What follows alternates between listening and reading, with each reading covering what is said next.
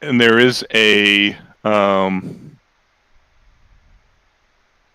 there is a part of movement that takes you beyond an action, or uses your action. What's that called? When you actually use an action as part of your movement.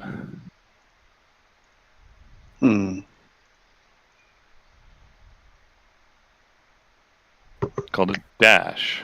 When you dash, you actually use your action to dash, so you can't attack or anything like that, unless you are a thief or somebody who gets that as a bonus action, right? Then you can do that. So it's a different function there. So those are the different pieces. How many bonus actions and reactions do you have?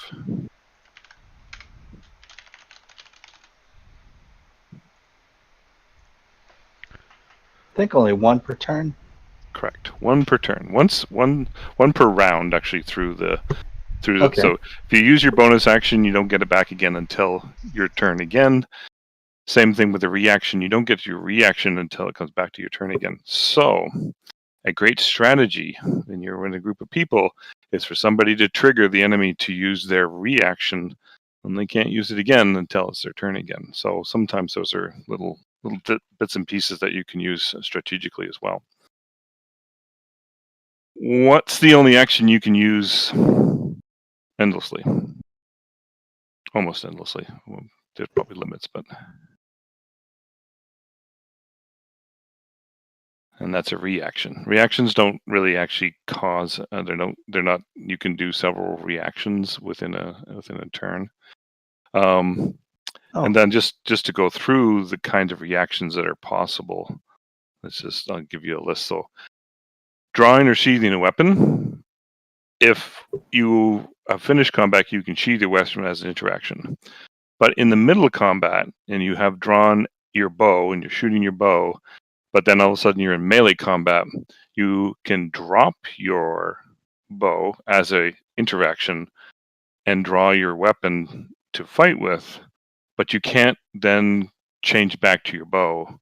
It would be an action to actually pick it back up. Okay, so that's something that that has to be sort of tempoed with when you're playing.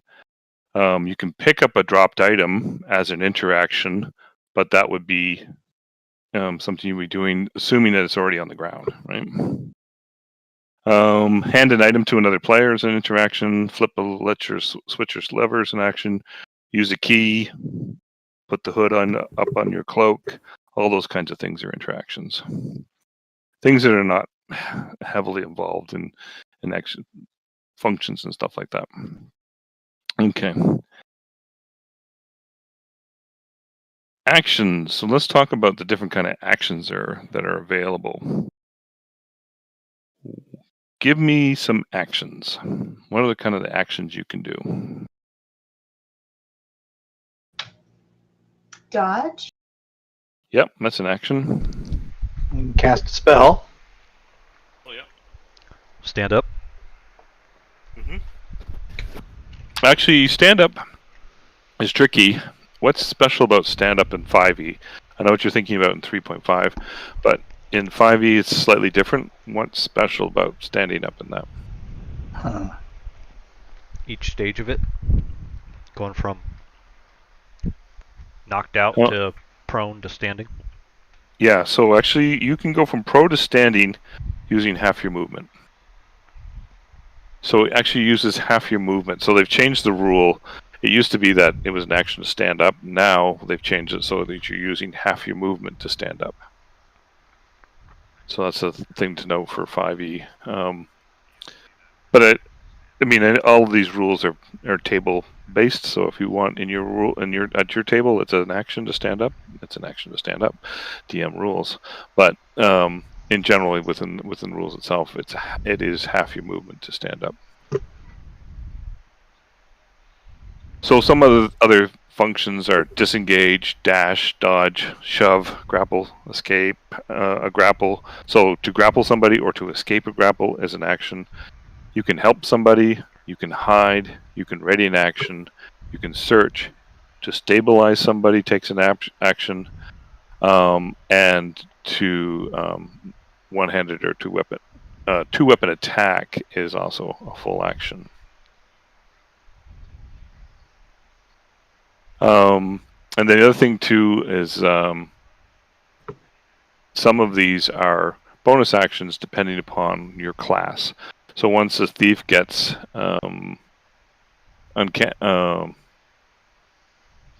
what's it called again? I'm blanking now. I want to say uncanny dodge, but it's not uncanny dodge. What is? Let me use this. The cunning action. There we go. Cunning action is what they get at second level. Once they get cunning action at second level, then disengage, dash, hide, and one other. Oh no, it's just those three. All become bonus actions for them. So they can do some different manipulative things. So they all become more bonus actions at that point in time. Otherwise, everything for everybody else is an action.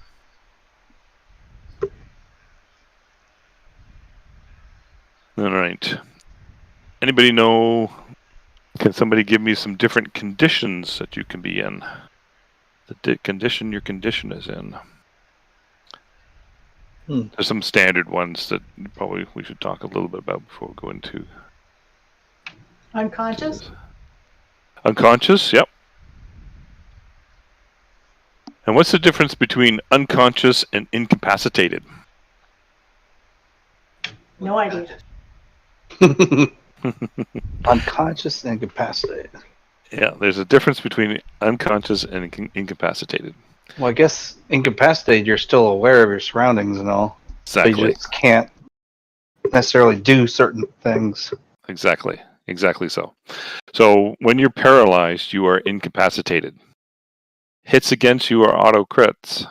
The same as if you are unconscious, hits against you are auto crits. If you're unconscious and dying, you get hit with an auto crit, that's automatically 2 death saving throws. Gone. So just something to be aware of. Prone obviously is one when you're flat on the ground. What's the advantage to being prone? Is there an advantage to being prone? Less of a target. Yeah. Less of a target. Does that so what does that? disadvantage on ranged? Disadvantage on ranged and spell ranged attacks. Okay, so anything that requires to do any kind of range attack, if they are prone, if the target is prone, then it's disadvantage against it. So there's sometimes a reason why you want to go prone. What's the difference between grappled and restrained?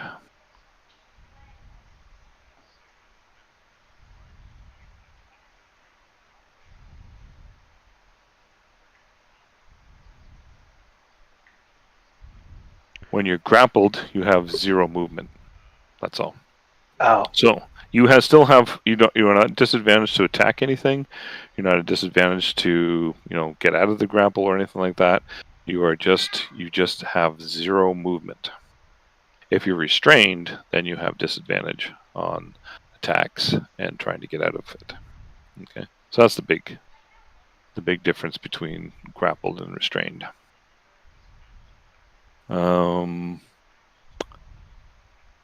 Grappled. Go ahead.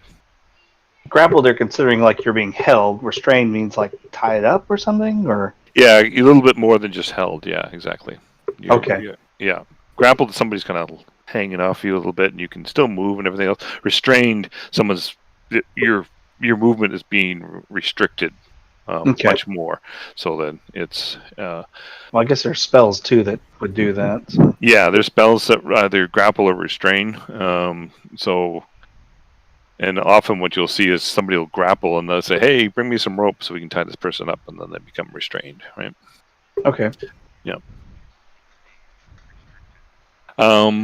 Frightened. What happens when you're frightened? Let's say someone frightens you. What can you do around that person that's frightening you?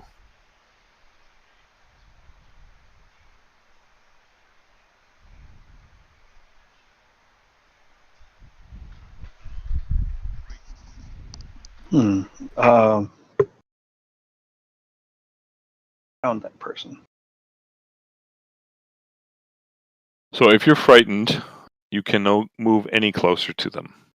You can always move away, but you can't move within 30 feet of them. and I you will get never you'll never move purposely towards them. So something may drag you towards them. That's a different thing altogether. But you will not move purposely towards them, and you are at disadvantage attacks against them, but not necessarily anybody else. And are you forced to move away from them if you're within a certain range? You have to. It depends on the spell or the effect of frightened, but generally speaking, it's 30 feet that you kind of stay out of that. But for the most part, the way it reads is you will not move any closer to them. Okay. So if you're within 15, 20 feet of them, you won't move towards them, but you know, not necessarily compelled. Not like Turned, where undead will move away, will constantly move away until it can't move anymore, right? Or it's hit. Frightened, you don't get unfrightened when you get hit, either. You're still frightened. Yeah. Yeah. So that's gone. Difficult terrain. What does that do? Slows your movement. Okay. How much does it lower your movement by?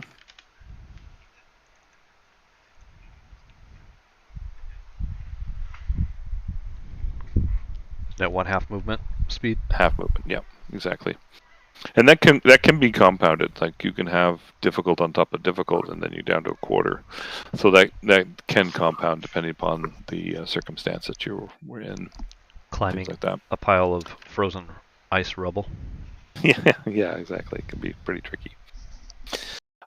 Which also comes to climbing and swimming and things like that. So all the characters that have certain climbs or will have them on their character sheet. So if you look at the monk, the monk has a 20-foot climb as a climb speed naturally. Everyone else climbs at half their speed. So that's an advantage. Now, of course, the druid can turn itself into a giant spider and climb anything. So, so you move at a natural speed when you have that kind of capability. So it all depends on what the pieces are there. All right. Any questions on all of that? Because there's a bit of stuff. Yeah. Okay. All right. So that's just the part I like to go through for everybody, just so they can understand the processes that we go through when we're doing combat. And we kind of all do it automatically anyway. Like it just goes through.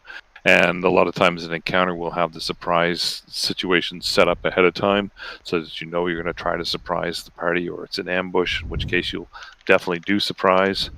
So those are the things that we are going through.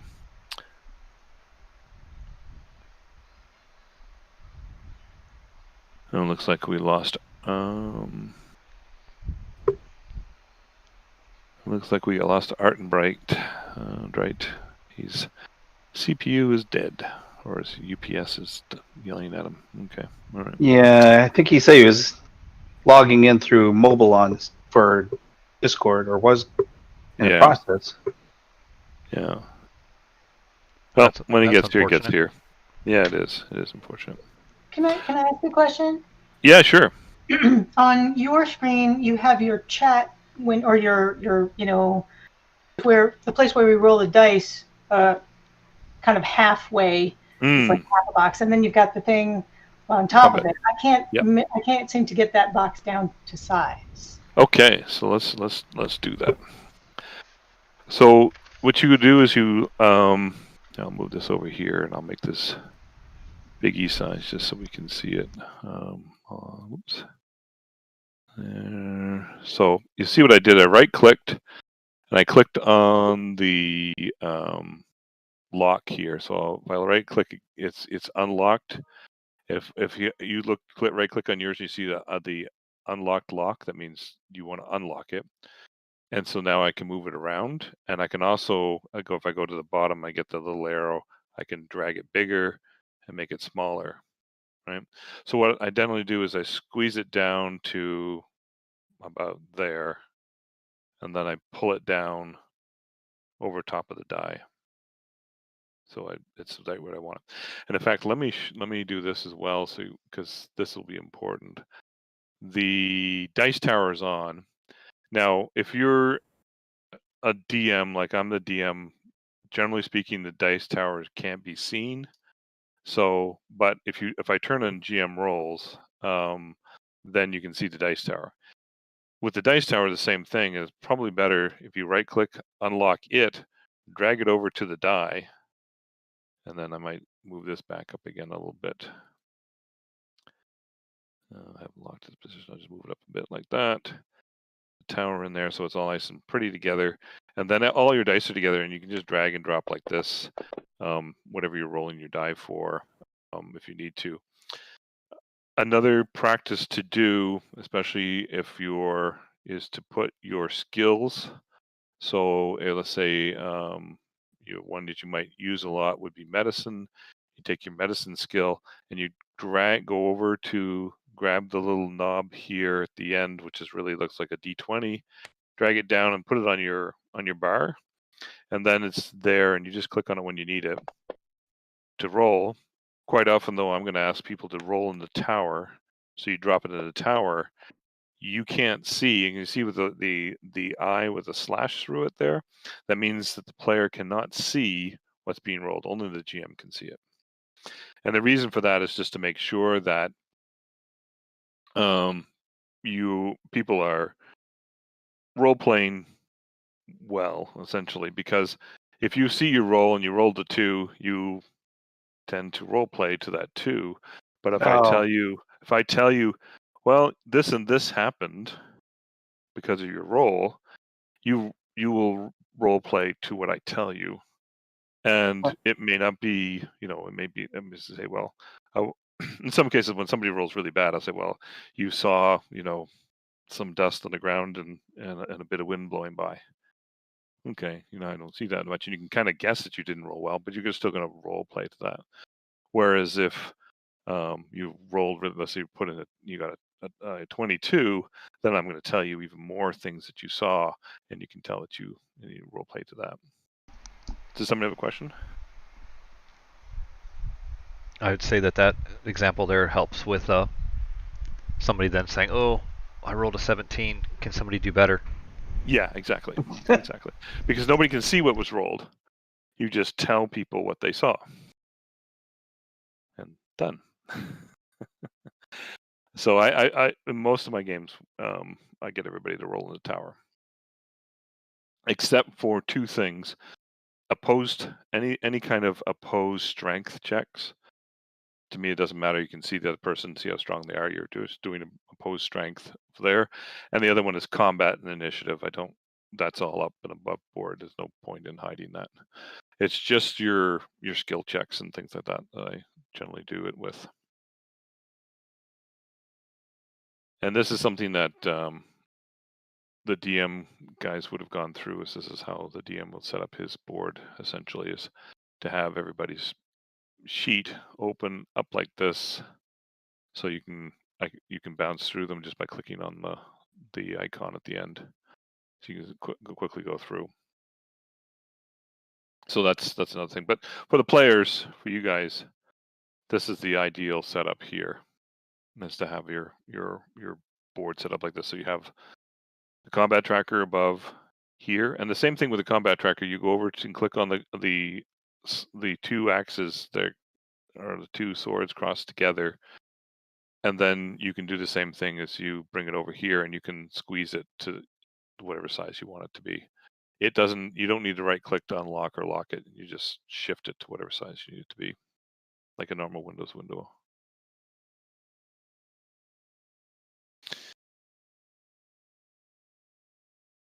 Any questions on that? No. I get one question. It's how do you get stuff down on the hotbar on the bottom? I noticed most of your panels that you have open along with the different character sheets, there's a hotbar on the bottom. You can click that and bring it up. I just don't know how to put it there. Yeah. So here, I'm gonna delete this thing there. So you see the next actor icon right here that I'm mousing over. I'm kind of Okay. making it move around. Yep. If you put your mouse over it, hold down the left button, and then drag to number 1, and let it go. Oh, There you go. okay. Yeah. So I could That's all click there it is to that. Okay. The other thing I generally get my players to do is I get them to create a D100 and put it down here in number 2. So you see I'm rolling a D100. I don't know why I rolled 4 of them, but that's 2D. And maybe I've got 2. Oh, I've got 4 in here. That's probably why. Let me delete that. So I'll delete that. So you right click on your D20, your D10, click percentile, and then put the fist on the second part, and it creates a single. And this is what throws people off. It creates a single die, but it's actually a percentile dice. They've changed the look of it. If you right click on that and click on the pencil, then you just type in D100, so you know what it is. And that's all there is to that. Now with the character, like I said, so you're a ranger, yeah. So if I go to your skills, stealth would be probably one of the ones you want to use very often. If you go to the end and drag that down and put it on, let's say number 8, so you'll see it'll say skill, stealth, proficient. Right, that gives you the full information. You can click on it and roll, or you can drag it to the dice tower and roll. Either way will work. And so it gives you, or you can go up to your keyboard on F8 and just hit F8 and it'll roll. Oh, okay. So that's also the function keys there. Yeah, it's also the function keys. But that's only for these numbers here. Now I don't know if you went through the other courses, but there's Alt, there's Shift, there's Control, and then there's Control Shift, Control Alt, Control. Like there's 96 different combinations. So. Okay. Yeah, I haven't gone all. This is actually my first. So. Okay. All right. I've played some on the previous, but Unity's got a lot of difference, or got some differences at least. All right. Okay. Let's just do some other things here. I'm going to type. So you can clear the screen by typing /clear, or you can right click and click the. I got used to using /clear because the right click eraser wasn't there for a while. Now it is. So I do want to show you guys these 2 icons before we get started, because this is just part of the safety thing I do. Actually, before I forget, I'm also going to turn off show DM rolls, so then you guys won't see all my rolls. You can go up to the yield sign, and then there's a stop sign. If you double click on the yield sign, it comes up and says, the scene is getting uncomfortable. Please consider everyone at the table. So and this is an opportunity to use this for, you're not comfortable what's happening, you're not comfortable what people are doing, that kind of thing. The other one is is stop, and it's just this stop has gone too far. Please consider and roll back. So in other words, let's stop this whole thing. This part doesn't work. Start from another spot. So I usually do this as a safety thing, just to make sure that everyone's comfortable with what's happening on the table. And then the other thing I will do is one called Ready Check. And that pops up with a screen and just says, is everybody ready to go? And then you just check it off when you're ready. And that's it. Perfect. All right. So I think what I'm going to do, because we spent a lot of time waiting and things like that, we'll probably just, if everyone's okay, I'm not going to go through the preamble and tell you all the horrible things that happened or didn't happen to get you to the map for combat. We're just going to start there. Is that all right, everybody? Yep. Good for me. Okay. All right. Good. All right. So let's do this. I'm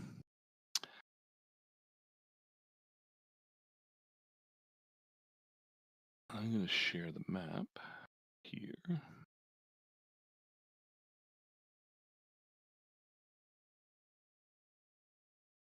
Okay, can everybody see the map? Yep, good old black screen. Yeah. All right.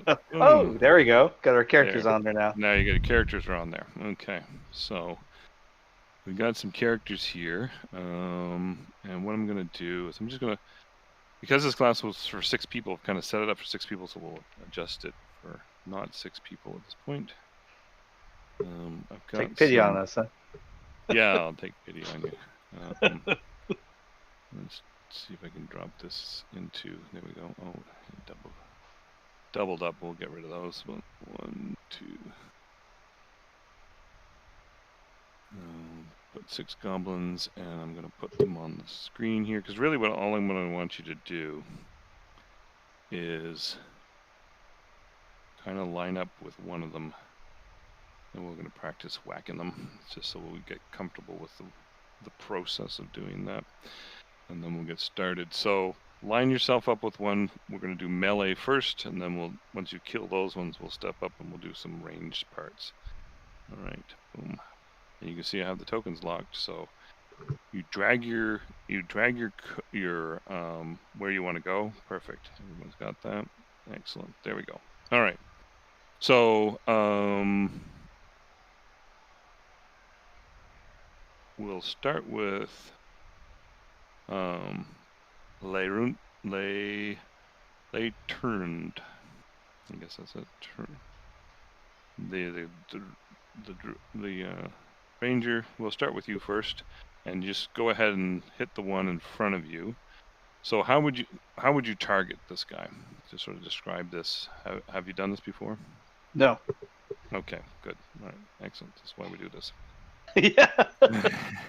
I don't think I know, but that's okay. I'm not even gonna guess. All right, so everyone can still see my screen? Yep. Okay, good. Because that'll disappear, and then when I'll stop streaming once we start the actual piece. But I want everybody to see processes here.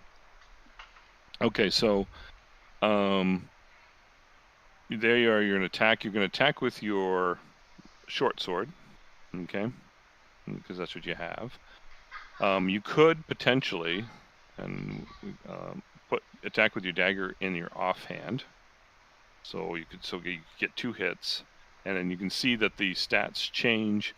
You see there's the +3. When I change it to your offhand, you lose the +3. So your stats change when you're using your offhand for combat, unless you actually have two-handed fighting. Anyway, we'll get that complicated. I get you. But this is the function here. So what I'm going to get you, there's a couple of ways you can do this. One way is just to grab the die and drop it right on the goblin, and then you missed. Okay, so you don't get to roll damage. All right. The other way is to left click while holding down the left control key. So you hold down the left control tree, left click on the goblin, and you should see, there it is there on, oops, you just undid it. So do it again. I'm sorry. Yeah, I did hit twice. No problem. Yeah, do it again. Okay. So then you see it show up on the combat tracker that you're targeting it, right? Now okay. just double click on your short sword. That die there, the one I've got right here. Just double click on that. Oh, I'm not. Yeah, that's one here. Just the tricky part is don't click once, double click it. Oops. The D4 or which one are you? No. So I'm pointing at the short sword. There's a big black D20 there with a +5 beside it. Double click on that. I don't have that screen up, I guess is the thing. Let's see. You scroll up on your go to the let's do that first. So I'm on my character screen. Yeah, you're on your character screen. You want to be on the actions tab, which is this one. Oh, there's what I was doing wrong. Okay, I see it. Yeah. All right, so double click. Yep. So now you've rolled, you hit. Now double click on the damage. The damage over there. Oh. And you did a lot of damage. Now what I've done for this this piece is I've added 6 points. Nomad's character stats, so you can see how much damage you guys did and stuff like that in the round in the course of things. So since this is the first thing you hit the first time, it's like, wow, look at that big hit. So I'm going to see that little piece of information. Okay. Let's go with the monk next. Pick your target. All right. And let's go with a unarmed strike. Okay. Big old dodged. Big old dodge. And then right, go ahead. Follow up with the bonus action. Follow us up with the bonus action. Yep. Right. Just another unarmed strike. Same guy. Yep. Oh wow, that's standing. Outstanding. Okay, managed to dodge you both times. No problems. We'll get him next time. All right.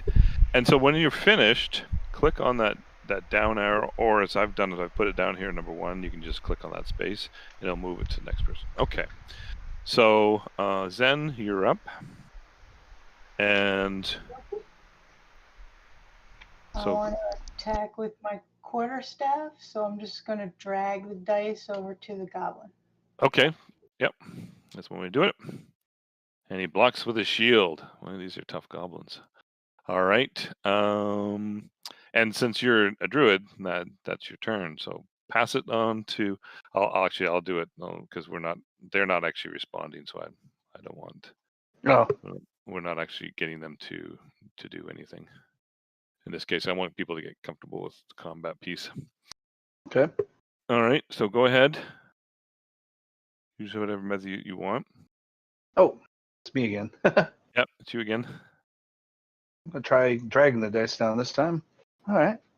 Okay, you hit this time. Oh, so good, yeah. now, okay, so you dragged. So in order for the damage to actually take effect, you have to drag the damage on top of the Oh. Yeah. You can't just click the damage actually. Did I do it right, or did I not do it right? Don't see any damage, so probably not. All right. On top of the goblin. The icon, the goblin. No, yeah, the goblin on the map. I don't know what I'm doing wrong. The damage from the. So you should see the die. Like if I'm taking, no, it's the wrong one. If I take your short sword and I drag it over here. Oh, that's right. I get you. I'm thinking wrong. Yeah. There we go. There you go. So now it's dying. Okay, so you can see that it goes to dying. Oh. And yeah, so it's. Oh, and the color of the little dot in the lower right. Yeah, exactly. Goes gray and it's unconscious. Okay. Yeah. What is the one over to the left? Oh, it's unconscious. Oh, and I can. It's got a pop-up icon or whatever you call it from the unconscious. Yeah. Okay. So you see it as unconscious. So you can mouse over it and see what the thing is. Exactly. Okay. You can see this is what it is exactly. Okay. Okay. So when you're done, pass your turn. Oh yeah, and that's this little. There we go. That's perfect. Yeah. Oh, and I could have hit the F1 key too. I've done it. Yeah. Yep. Exactly. All right. All right, so I'm gonna do the go for the same thing. Try to unarmed strike the goblin in front of me again. Oh, that's definitely a hit. All right. Okay, so there, heavy damage. Yeah. So one of the things is you can see is once you have it targeted on the combat sheet, you don't have to drag or anything. You just click the die, and the same thing with damage, and it just does it for you. If you do drag the dice, you have to then drag the damage or anything else as well. Okay. Okay. All right. Go ahead and hit it again. Might as well. Definitely hit. And that one's dying. Okay, good. All right, pass your turn. So if I drag the dice for hitting, I can't then double click on the damage. No, you have to drag it and drop it. So you have to do the same thing. Okay, I get you. You have to do the same methodology, or make sure that you're in your combat tracker. It says targets. Oh. So there's some tricky pieces in there, and I'll show you that in a second. I'll drag a cleric, and we don't have anybody being a cleric, so I just want to show something here. Okay, go ahead there, Zen. Have a swing with your druid. Okay. So when you said you click to target, was it control click? What was it? Yeah, so it's hold down the left control, and then left click on your target. I'm going to do that. Okay. And then you can see that you have, because it says in the combat tracker, targets Goblin 1. So you know that you're targeting now. That's how you can verify, by quickly looking there and see, I'm having targeting. Yep. Okay, good. Okay, so now you're targeting. Now roll your attack And with your. And I would, you might as well do a two-handed quarterstaff, so to get the full damage. Oh, right. Okay, I see. All right. Yeah. And what do I just double click on the black die there. Perfect. All right, give another double swing at him. You got haste on you, so you can do it twice. There we go. Good hit. Now double click on the square that just gives you the damage. double click on the square? So it's right next to it, this one here. It says you don't have any dice to show you damage. It just has a square, but if you double click on that, actually it's a rectangle. Okay. Yeah. Perfect. There we go. Well done. He's dying as well. Okay. So you guys have gone through, and there's the different methods for actually attacking and hitting people. Okay, so let's do it. Let's get rid of these guys. And the nice thing with this is once they're dead, they give you a nice little delete function, so you can just get rid of them. They're gone. So let's give you 3 more goblins to worry about. 1, 2, 3. No, I'm not sure why that all went blank, but I'm going to go here. Yeah, that's unfortunate that we've all gone dark. It shouldn't be dark now. Well, there we go. All right, perfect. Okay, so now what I want you to use your range weapon. Okay, that's what I was hoping for. Yeah. And to hit with your range weapon, and magic users use your spells, because there's a difference with spells than there is with weapons. There's a different way to use the die. Okay.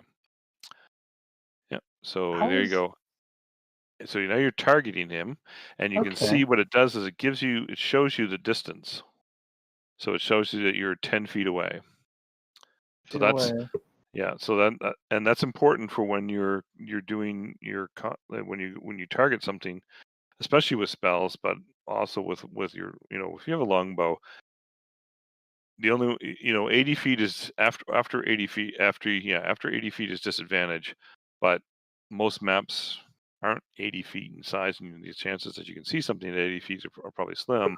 But then you're at disadvantage up to 320 feet, and I guarantee there are almost 1 or 2 maps out there that are that size in Fantasy Grounds. So now I see how to see the 10. I hold the cursor over my character. Yeah. Like with the pop-up. Okay, I was going to ask you. Now I see how to do it. Okay. Yeah. Okay. Yeah. All right. So go ahead and shoot him with an arrow.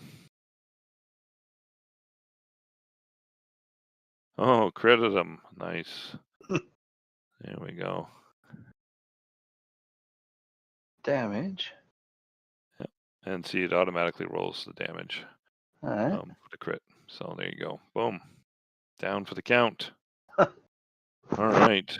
And then pass your turn. So Steady Rock, what do you have for a weapon? Do you have a ranged weapon? I've got a spear. Excellent. Yeah, you can chuck a spear at him. Let's play with that. All right. Go for a goblin 3. Skewer. Yeah. And whatever one you want. Yeah. Let's go with thrown on the spear. Yeah. Oh, there we go. Definite hit. All right. And minimum damage. And really doing well. Monk for days. Right. Yeah. But definitely hit him. Okay. And pass your turn. And then for you, Zen, let's have you cast a spell on the unfortunate knave here. And in this case, let's do a entangle, because this will be useful in showing how this can work. So in this case, because you're just so there's a couple of things you need to do, okay? First of all, let's look at the spell so we can read it. So this has a range of 90 feet, and it is a 20-foot square. So to create a 20-foot square, you actually hold down, and I can see if I can get it right the first time, the control. No, I got it wrong. Okay. You hold down Shift and then drag your mouse back. And you see what I'm doing there. Now I've got 15, one more. What have I got there? That's 15, one more again, 20. So now I have a 20-foot square. So I can take, if I grab the middle white button there, I can drag that and place it wherever I want. And you can place this 20-foot square anywhere you want within 90 feet that you can see. Okay. So if you can't see the area, you really can't sort of like, well, I'm going to put it over there somewhere. You can't see it, you can't put it there. But as long as you can see it, you can put it within 90 feet of you. We want to just, actually, let's do all of them because because we'll do an effect. So you put your square like that. Okay. So I'm going to delete this and you're going to do it. But hold down the Shift key, hold both the left and right mouse buttons down and drag back towards you. And that creates it. Okay? Okie dokie. All right.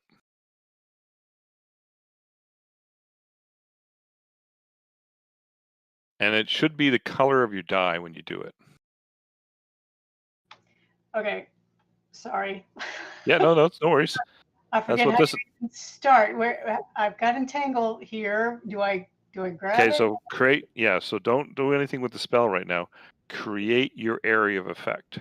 Okay. Oh, and I don't have to choose the spell to do it. I just hit you shift. Don't have to. Yeah, you just go ahead and hold down Shift and then the two buttons together and drag back. Cool. Okay, so you got 5. Keep on going, dragging. And if you need to, click and do it again, go ahead and do that. There you go. So there's your 20 feet. So now click on the white button in the middle, or the white spot in the middle, and drag it so that you're covering at least all 3 of the goblins. Perfect. Okay, now you're going to do the spell. So there's a couple of ways you can do this. You can hold down the left control button and then left click on each one. Now, it's not much point in clicking on the dead one. Actually, let's make the dead one not dead, just for now. I'm gonna give him 5. He's still alive. Somehow somebody healed him from somewhere. Okay. So all 3 of them are there. So you can hold down the left control button and click on each one of them, and then roll the dice for entangle. Or you can drop the dice on each one of them individually. Either one will work, but probably holding the control button and clicking on each one and then rolling the dice so you get them all at once would work better.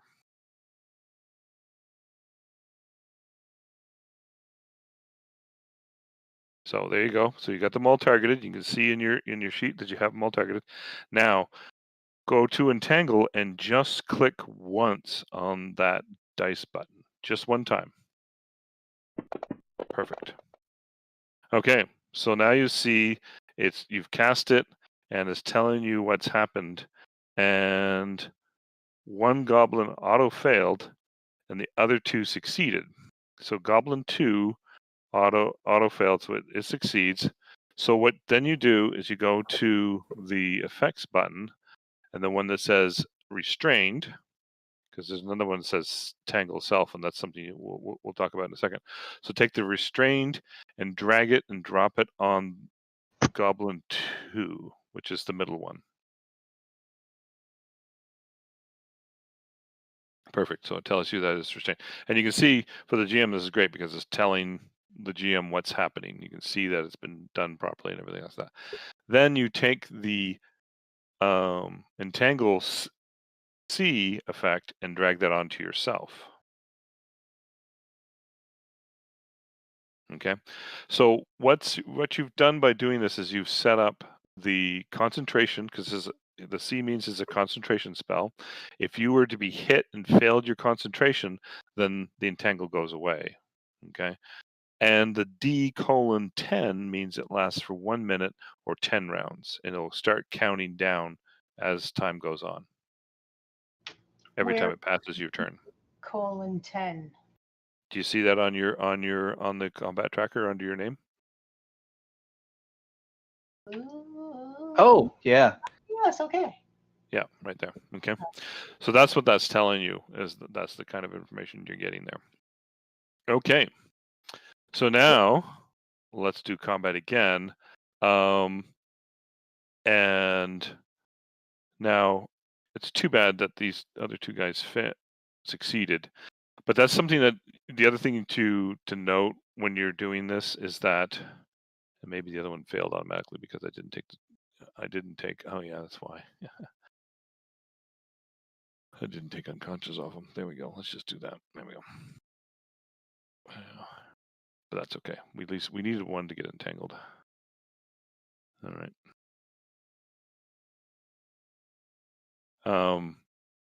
So with the restrained, everyone will get advantage against that one when you shoot at it. You get it, and that's what that does. Is gives you that the effect, and that's why it says it here, and it'll automatically calculate that for you, which is the beauty of using these programs. All right. So pass your turn to. I'll do that. I'll pass it back. Okay. So now you can shoot your bow at the same guys. I think you still have them targeted. So go ahead and shoot it at him, and you should get advantage when you shoot it at him this time. Yep, there you go. 2 dice rolled. 10. Oh, he still dodged. He's still up. So he didn't do any damage, though. So technically. So I'm going to give him back his 5 health.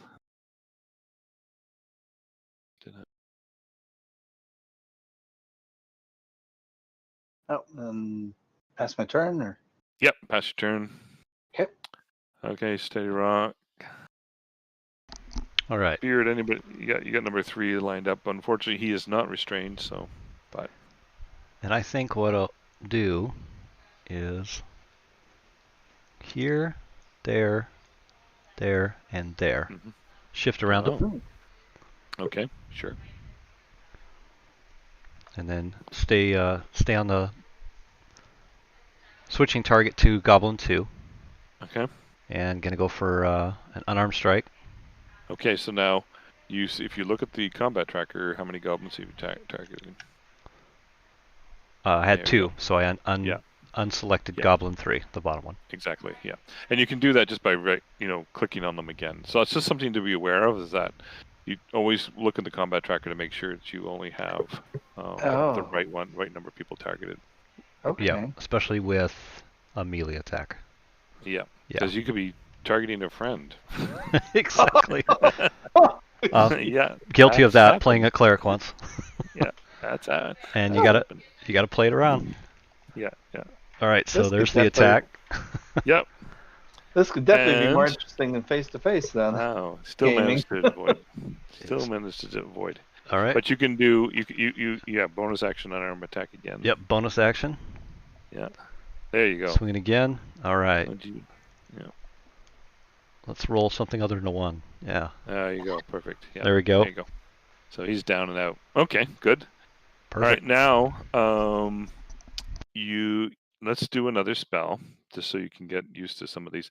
Let's use the flame blade. Now, is the flame blade a range or is it just a blade? Let me double check that.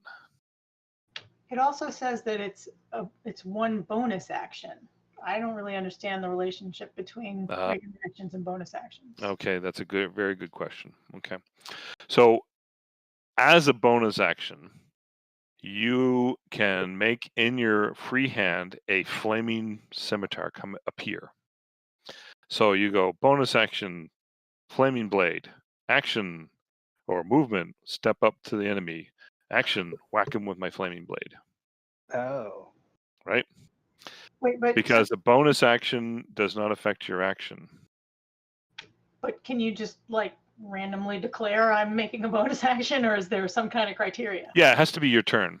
You can only do bonus actions on your turn. You can do your reactions can be on your turn but generally are always on your opponent's turns. But they can be on your turn because of the uniqueness of things like counterspell.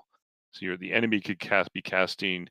You could cast something, or you could be doing something, and somebody counter it, and then on your turn you can counterspell. Just there's a little bit of pieces in and around there that you could try, but generally speaking, reactions are on opposite to your turn, and bonus actions are on your turn. Okay, how many bonus actions do I get? Just one per turn? One per turn, yeah. Okay. So once you've used it, you can't use it again. Gotcha. All right, so you wanted me to do something with Flame Blade and then step forward and then... Yep. So what you do is you create the Flame Blade. So what's going to happen is this is a concentration spell. So as soon as you do this, so let's see what happens here. So what you do is you actually pull so in this case, what you would do as the bonus action is you would take the effect Flame Blade and pull that onto yourself.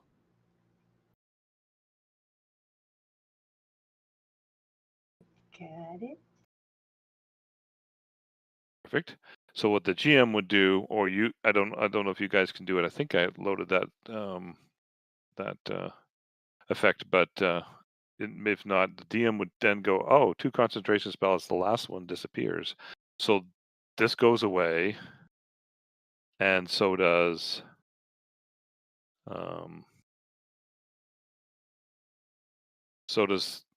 the entangle spell, right? Because it's a concentration spell. So that's something to remember as when you're using concentration. Anything, if you already have a concentration spell up and you cast another one, the last one goes away because you can only concentrate it on one spell at a time. If the other spell that I cast doesn't require concentration, does entangle stay up? Yes. Yes. Cool. Okay. So now you've got the blade ready. It's done it. So now move yourself forward 1. Okay.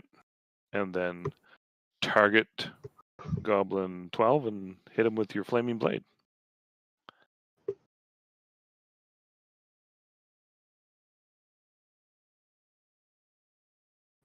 Okay, so I just click.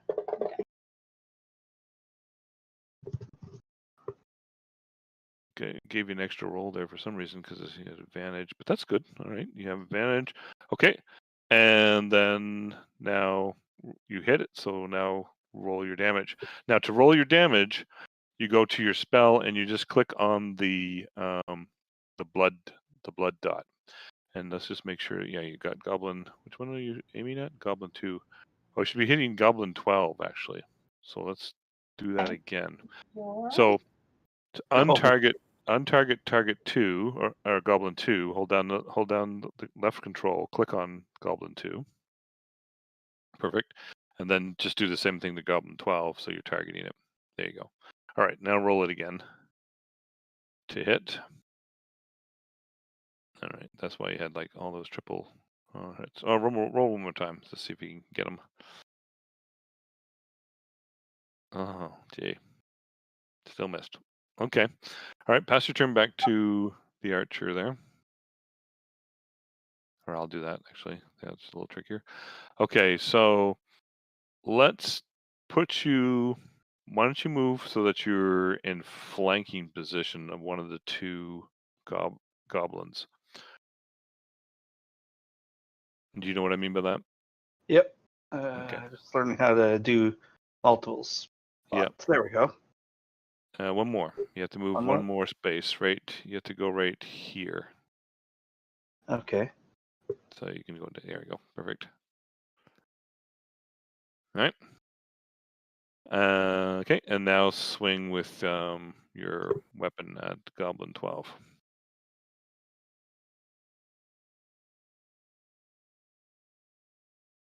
Perfect. Gave you advantage and everything. Okay, but Goblin 12 is pretty tricky. So carefully. Yeah, I left it. Did you want me to hit Goblin 12 or Goblin 2? I forgot to change the target. That's okay. It's okay. Right. Goblin 2 is well dead, so we'll just leave it at that. I probably will make. I was trying to save the orc, and instead I attacked the wrong target. That's okay. So we'll move him out, and he's well dead. Okay, so pass your turn. Oh, yep. Yeah, and now, all right. So, Steady Rock, you're in behind this goblin. All right. So switching my attack to Goblin 3 in front of me. Yep. And I'll do the same thing. Do an unarmed strike. Okay, good hit.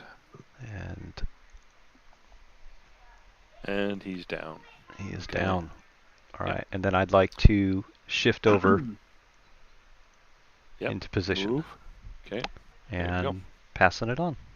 All right. Okay. So, your flame blade's still going, and you see you have 100 round. Yeah, durations is 100 rounds. It lasts 10 minutes. I don't know any combat that lasts 100 rounds, but anyway, go ahead and swing at your goblin in front of you. Okie dokie.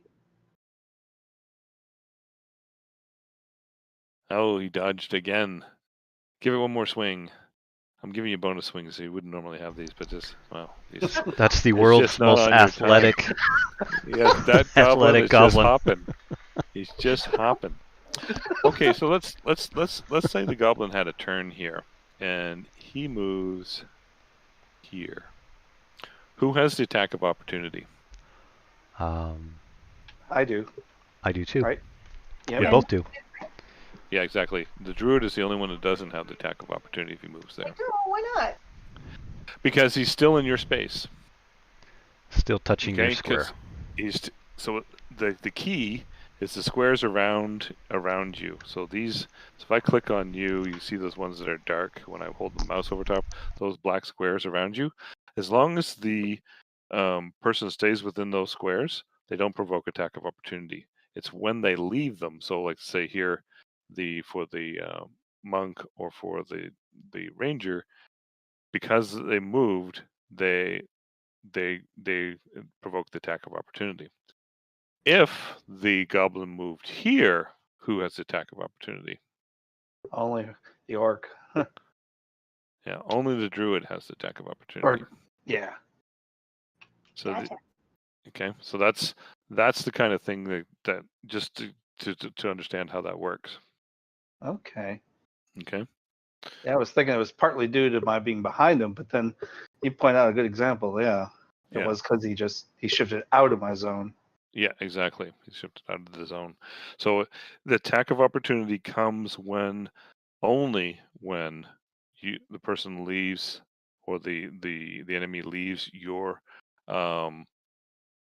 space of influence, or the space of influence in the case of the player, space of influence of the NPC that they're fighting. It is not an automatic thing. You do not have to take the attack of opportunity. You can choose not to, because maybe you want to save your reaction for something else. That's a choice, but that's the key in there. Okay. Question then. Mm-hmm. If you had, say, another one of the goblins moved out of that you're in, they were in your sphere of influence. If another one moved, but you attacked the first, could you attack the second one? No. So it is only one. Yeah. Okay. So that's something to think about for yourselves. Let's say, for example, let's just throw this out here, just to be interesting. Let's go get a really nasty fellow.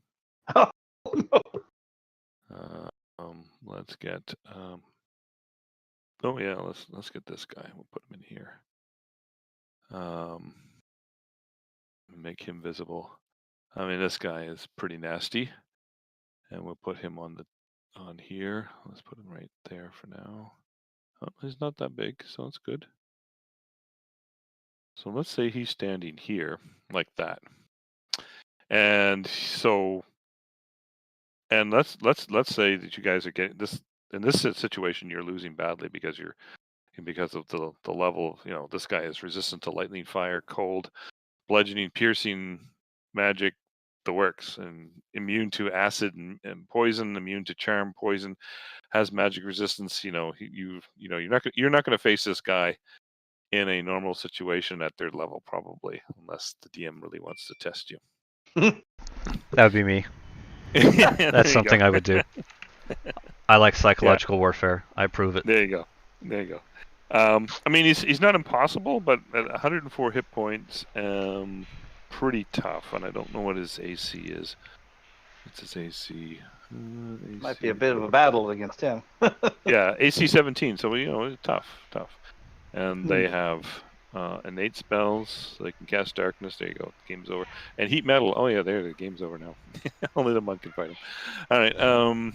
So anyway, in a situation, and you want to retreat, but one of you is more damaged than the other. Okay. The trick is to say, okay, I have most of my hit points. I'm going to move first, and there I can get this. Yeah, I get you. Right. That'll protect the other player. Exactly. Because they could then move away if he attacked me. Right. So let's say you move here, they do the attack of opportunity, and they may damage you, may kill you. They won't kill you, but they hurt you. Okay, but you can keep on going. Right, as long as that means this person here who is in trouble can then move, and no attack of opportunity can occur. Okay. So just something to think about when you're in these situations, and how you can play with reaction. Okay. Also good for DMs on the other way around. How do you? Oh, let's make them use up their reactions, so then all of a sudden everything can be away from them. The lowly minion can give his life for the master. Yeah, exactly. Yep. Cannon fodder. Yeah, exactly how it goes. Yeah. Okay. All right, let's get rid of this guy. Boom. All right. Okay. I think that's pretty much it that I want to go through with all the pieces of combat at this point in time. Any questions about that? How about reach with a spear? With Oh yeah, sure. Sorry, attack of opportunity with a reach weapon. Yes, definitely attack of opportunity, because the reach weapon. So here's a prime example again for that. Let me do another NPC in here. Let's do.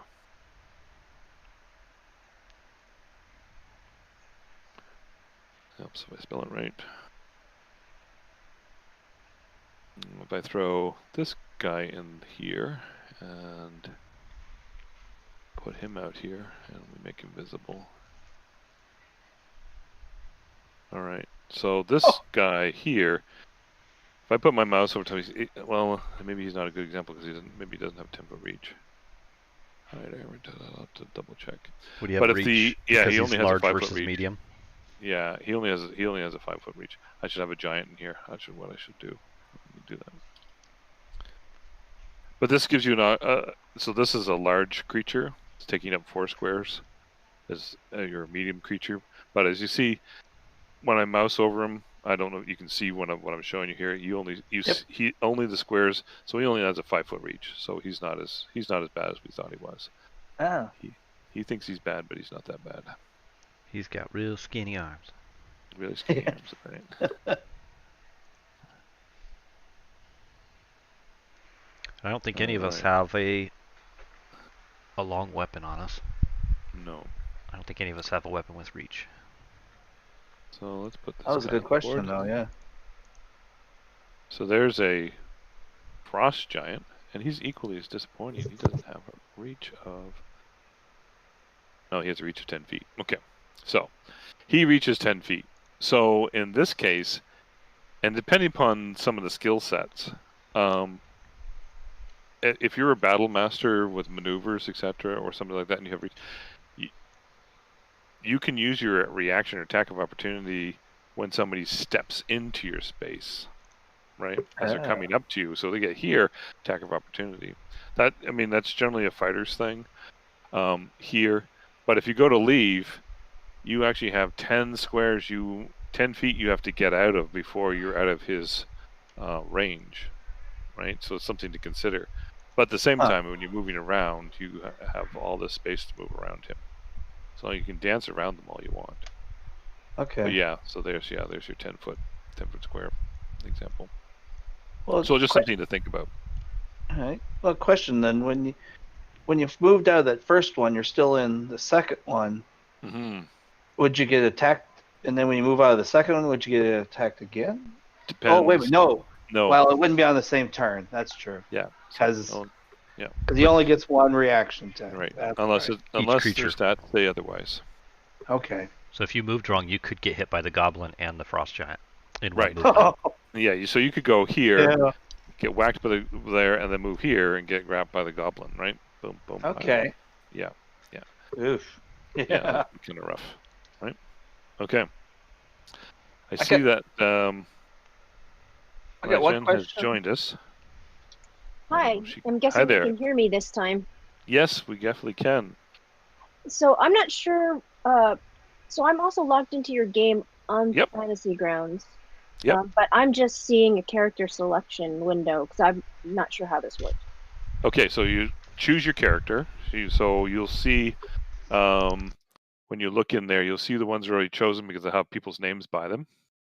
And if you look at the, I'm sharing my screen right now, so you can go look at look at the screen and see who's been taken. So you have a druid, you have a monk, and you have a ranger that's been chosen so far. So there's some choices there if you what you want to choose, and then go ahead and choose a character. And so what we're going to do, like we've gone through. Okay, all right. So you're going to take a bard. Excellent. Okay. So we've gone through quite a bit of stuff here, but what I want to do is we'll start with combat and we'll catch you up. How's that sound as we go through it? Okay. Yeah, that's great. Thanks. All right. I had one question. If you still Mhm. have, it's with the dagger. It's kind of a simple one. You can use it in your hand, but you can also throw it. Yep. How do I go about throwing it? Do I? Because if I hit, how does it tell whether you're throwing it or whether you're? The Fantasy Grounds. How does it know whether you're trying to hit it or throw it? Is it by the character being further away from you that you're targeting? Yeah. Though it won't know Oh, necessarily. So I'm just going to give everybody a long rest here. We'll just make sure. I don't think anybody took any damage, but we'll do that. And then there. I'm going to move everybody off to the edge of the map here and put Lygen on the map. well, if we're getting ready to do another round of combat, if we can go through that one of the attacks. Yeah, we'll go through that as we go. So essentially, the thing to keep when it is really on your sheet that defines it, and you can see in your case you have a dagger and you have the man sort of with a spear like that he's going to throw. Yep. Yeah, okay, he's throwing a spear. So in that case, that's when it's thrown, and you see that the stats are slightly different for a thrown item. Now, in your case, because you're pretty dexterous, you don't have. Yeah. You click on it. I didn't realize that before. Yeah. No, I didn't try it. Yeah. So you wouldn't throw with an offhand. You just throw with your regular hand, and you really can't throw two items. Okay. Yeah, unless it specifies you can. I don't know about darts. You used to be able to throw 3 darts. I don't know if you still can or not, to be honest with you. Oh, during your round type thing? Yeah, during your round, yeah. I think it's only one of everything now. Maybe there's a bonus action throw if that's what your character allows. Okay. And I think monks can kind of do that. They can throw multiple items because they have bonus actions that you can use. Hey, another question about bonus actions. Mm-hmm. Can they happen anytime during your turn? Anytime during your turn for something that is legally a bonus action. Right. So like my spell, that bonus, which said it takes one bonus action, I could have moved first and then done it. I could have maybe tried something else for an action and then used it. Okay, cool. Yeah, but the only thing is you couldn't have attacked with it then. So let's say let's say you go, okay, I'm going to move here. I'm going to help him over there as an action, and then as a bonus action, I'm going to bring out my sword. you can. That's all legal, but then you can't attack anything because you've used your action. Gotcha. Okay. So that's generally how that would work. All right. I need to do one little thing now that I have the number of people that are here. What they've done with this piece is they've actually created a. There we go. The encounter based upon there, and then I just need to place people. So bear with me 2 seconds. Because what they've done with the encounters now is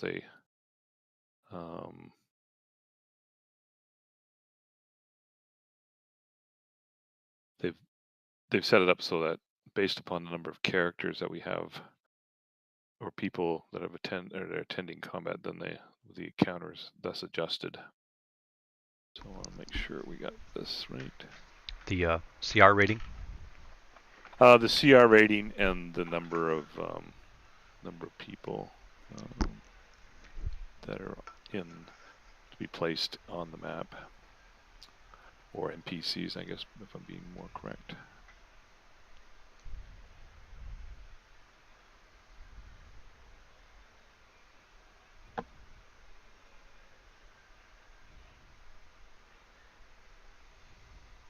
And actually, I should stop sharing my screen now. Haha. Because you guys can see where I'm putting everything. See all of it. Yeah. Yay! Boom. Superman gave me a few hands. Yeah, Superman came and so stop streaming. There we go. I'll have to move things around now. Oh, well, Suddenly, that's we're all the right. we're the player with the Dungeon Master Guide open on the table. Yeah, exactly. Yeah. Hey, how's that going? People, sometimes. Yeah. No, my last guy let me do that. I'm sure he did. Yeah. So why aren't you playing at his table? Yeah, exactly. It's the only way to ensure this. All right, and Oh, was I supposed to still have that dice tower on my screen? yep, that's because I've got it loaded there. How did I somehow dropped it, and I don't know how to bring it back. Me too. Mine's gone too. Pardon me? My dice tower is also gone. Did you lose it behind a window? Yeah, it might be behind the window. I don't see it anywhere. I'll move Okay, them again. I'm going to shut it off and turn it back on. Does it show it back up?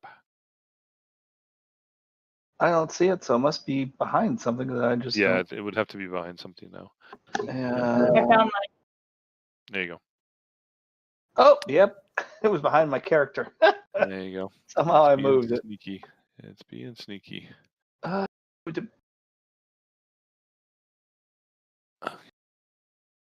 Bag, is that something I can drag down to the thing on the bottom?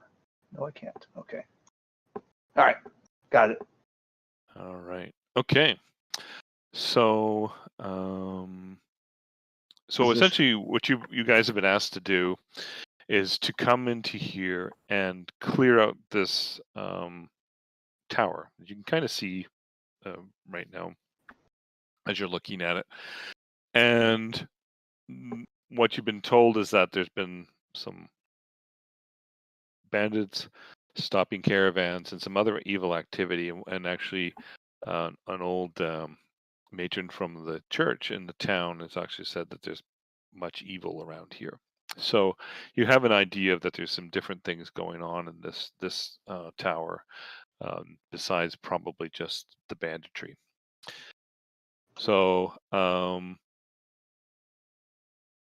what I'm going to do is I'm going to start right off with everybody rolling initiative, and everybody giving me a perception check in the tower.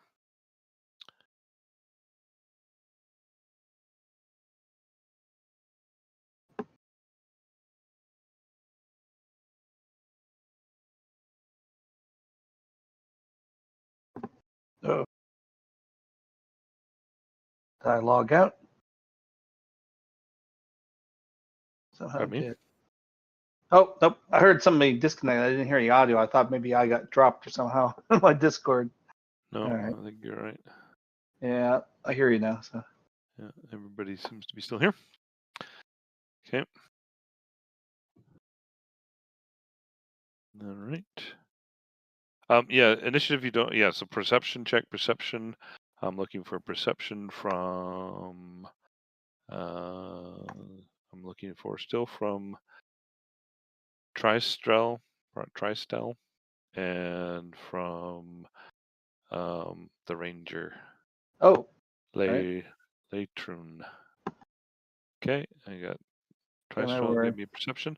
Next time, roll it in the tower. So drop it in the tower so you don't know what you rolled. Okay, so this is really funny I because forgot about the tower. yeah, this is really funny, but all of you rolled the same number, and Marcus, you rolled one number more. Jeez. We're a special group. We're in tune. It definitely in tunes, right? Everybody rolled the same number. Okay, so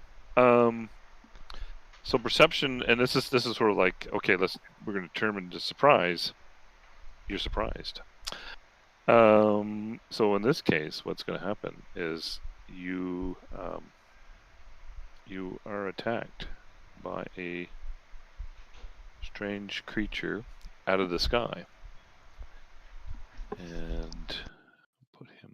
Oh, actually, put him in the tower and the thing here. Where'd he go? There you are. Boom. And he is about 30 feet above you right now. Okay, so you see this lion-headed beast flying up above you. It should say, yeah, okay. No, it shouldn't say. Should say actually lion-headed beast as opposed to manicore. Tricky thing to do is to just make sure. I'm just realizing that. Let me fix that on these guys. And this is something that DMs need to pay attention to, is that when you're loading things into the combat tracker, if you don't want people to see the names, make sure that they are as unidentified creatures, or have some other kind of name for them other than unidentified creature. This one actually should say a lion-headed beast. Is that something that you do, or yeah? So under the if you unlock it, there is a non-ID name, and then if I go here and okay, It's like, yeah, it's like identifying an item, similar thing. yeah, Because our weak levels might not identify what it is. Yeah, so now it says what it should be: lion-headed beast, right? When you mouse over top of it, so that's what it actually is, and you can easily do it. Okay.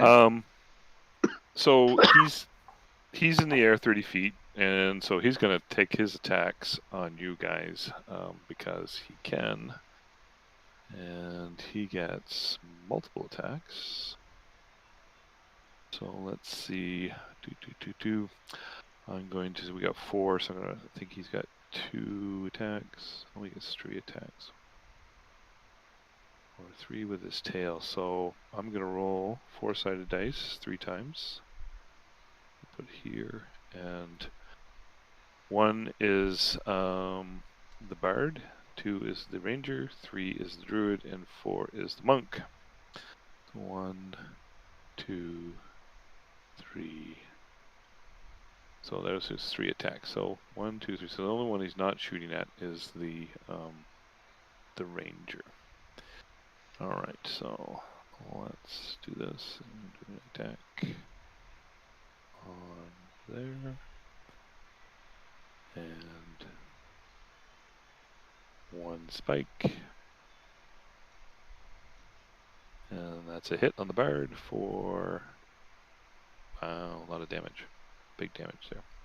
Don't worry about this. We'll tie it up. But this is now we're in real combat, so this is I do a test one, and then we re-heal everybody, and we go into the actual thing.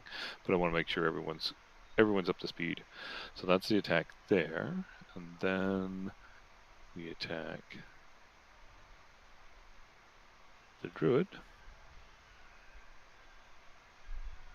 And that's a hit for a little bit of damage, not as much. And then finally, Monk. And that also hits. For a little bit of damage. Alright. Okay, now you guys have all rolled initiative. Right? Or did you guys just roll perception? Did you guys roll initiative as well? I don't think you did. I think Ranger needs it. Yeah, Ranger, you want to roll initiative? And then where your initiative is, for those who don't know. Yeah, okay, good. What'd you roll? No, you just rolled a d20. So actually what you roll, you go to your character sheet. And on the main page, in the middle of the page, there is one thing that says INIT. And double click on the little die there. Perfect. Okay. You rolled an intelligence, so that wouldn't be it. So you're looking at the very middle of your page there. So if you're doing intelligence, that's off to the left or right. There you go. So it says INT, and you got 10. Excellent. Okay. So there. So the lion gets to go first. So it's going to come down and land as its movement. And it will rush up and attack the ranger because he didn't have any fun. So you see this large, heavy-maned creature with nearly a human face, but not too much. It still has the lioness looks to it. Come lunging at you, just paws tearing up the ground as it's landing and coming right at you. And it's going to take a bite attack at you, which you are able to just in the nick of time kind of get your arm up and push the head away as it's trying to bite at your face. All right, that is its turn. Next is, so it is your turn to respond.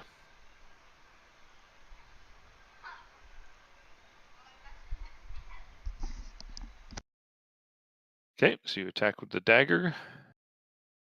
And so you didn't target it. So you see what happened there. So it says attack M dagger and nothing there. So you weren't targeting him. So now target him first.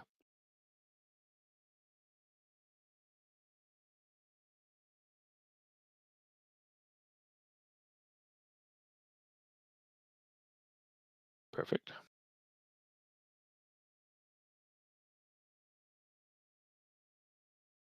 Okay, now you hit him with your short sword. All right, good. You did some damage to him. All right.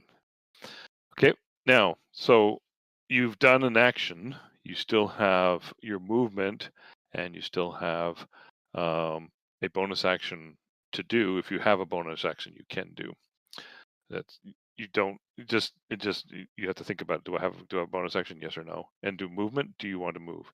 And if you want to move, where do you want to move? I'm gonna put him like that there, so he's in the squares.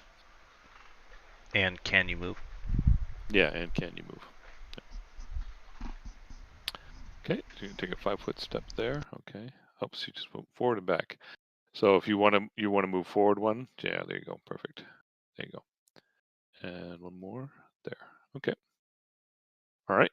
So that's movement, and you stayed within its space, so no attacks of opportunity. Perfect. Okay, now pass your turn. Right, Monk. Kind of smarting from this arrow that came down and hit you. All right, I'm gonna go ahead and move into.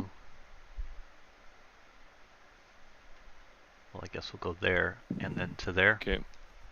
Okay. Yep. All right. Perfect. Targeting on the lion-headed beast, and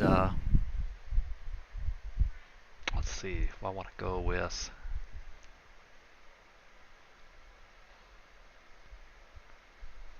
So I'm going to do just a start with an unarmed strike. Yep. We'll start with that. Okay, Awesome. hit. He's somehow easier to hit than the goblin. Right? All right, did some damage, and then I'm gonna go ahead and use a key point. Okay. And flurry of blows the guy. Okay, perfect. Yeah. So there's that roll. Right. And 10. Okay, so what effect are you trying to use with the flurry of blows? Make two using. You can spend one key point and make two unarmed strikes as a bonus action. Yeah. So you don't have to. Yeah. So I don't think you have to roll because in this one here it's a dex save. So I'm not sure. Yeah. Yeah. Go ahead and do your attacks. I think you just do attacks with that. Don't know why they would do. Oh yeah. Oh, I see how they have it built. Let's see. They have it. Yeah, it's kind of not quite right. So yeah. Just go ahead and do your 2 hits. Roll 2 hits. There's 1 and 2. Okay. Yeah. Actually, you should roll the d20s for the hits, but that's fine. Don't worry about it. This is all practice. So when you're doing an unarmed strike, you still have to make still contact do the attack and then roll. you do the damage. Yeah. Yep. Yeah. Okay. All right. Excellent. All right. Pass your turn. And there we go. All right. Yeah. So they won't worry about these guys right now. All right. Okay. I'm going to try Thunder Wave. Okay. All right. So. Oh boy. Now I target it by clicking on. Left click. So let's talk about that. So let's bring up your character here. And you have Thunder Brave going. So yeah, so you can do that. So this is a good one to do because this is something that people don't always get right when it comes to shaping it. So what does Thunder Wave say as a spell? Well, it says a 15-foot cube. So does that mean I should use the pointers and draw a cube about it? Yeah. So just draw me a 15-foot cube first. Just put it on the map. Trying to figure out how to do that. I thought it was right clicking on the map. Oh, there it is. Got it. I got it. Okay. Cube. So that's what you're doing is one way, and I'll show you another one. Okay. So what you can do, and I'm gonna drag this so you can see what I'm doing. You can take this and let's see if I can turn it. Can I manipulate it? No, I have to use this guy to turn it. Yeah, this guy to turn it. So it's coming from you, but you want it to hit just the lion. You can shape the wave so it goes like that, roughly, or we can turn it just a little bit more. Oops. And how are you rotating it? I'm holding the number. I'm holding down the number. So if I take it and I'm pulling it towards you there, so you can put it like that. So it's still emanating from you. This is the trick of the spell. It has to emanate from you, so it's touching you, but it's not hitting anybody else. So a lot of times you can do a diamond shape as well with this. Like you can do a shape that's like, is that 15? Yeah. So there's a diamond shape coming off you. That would hit the monk at that point and this creature, but by just turning it a little bit and like that, and a little bit more. Yeah, it's really finicky to get the. In some cases you want to turn off the snap because the snap kind of makes things annoying. So it's still touching you, so it's still orienting from your position, but then it's only hitting the lion. So this is some of the manipulation you can do with this because this is just a cantrip. Shouldn't be overly powerful. The other trick you can use for creating squares: hold down Shift, hold down left and right buttons, and pull it back towards you. So I've just created a 15-foot square that way as well. And the same thing applies. I'm just rotating it by holding the number and then leaving it where I want it at 15. Okay, so that's a couple of different ways of doing it. Okay, so now you've got it drawn, so you're only targeting the lion. So now you target the lion. So hold down so 2 ways you can do it. You can drag the damage button, and since you're you got it open the right way, so you got combat and actions.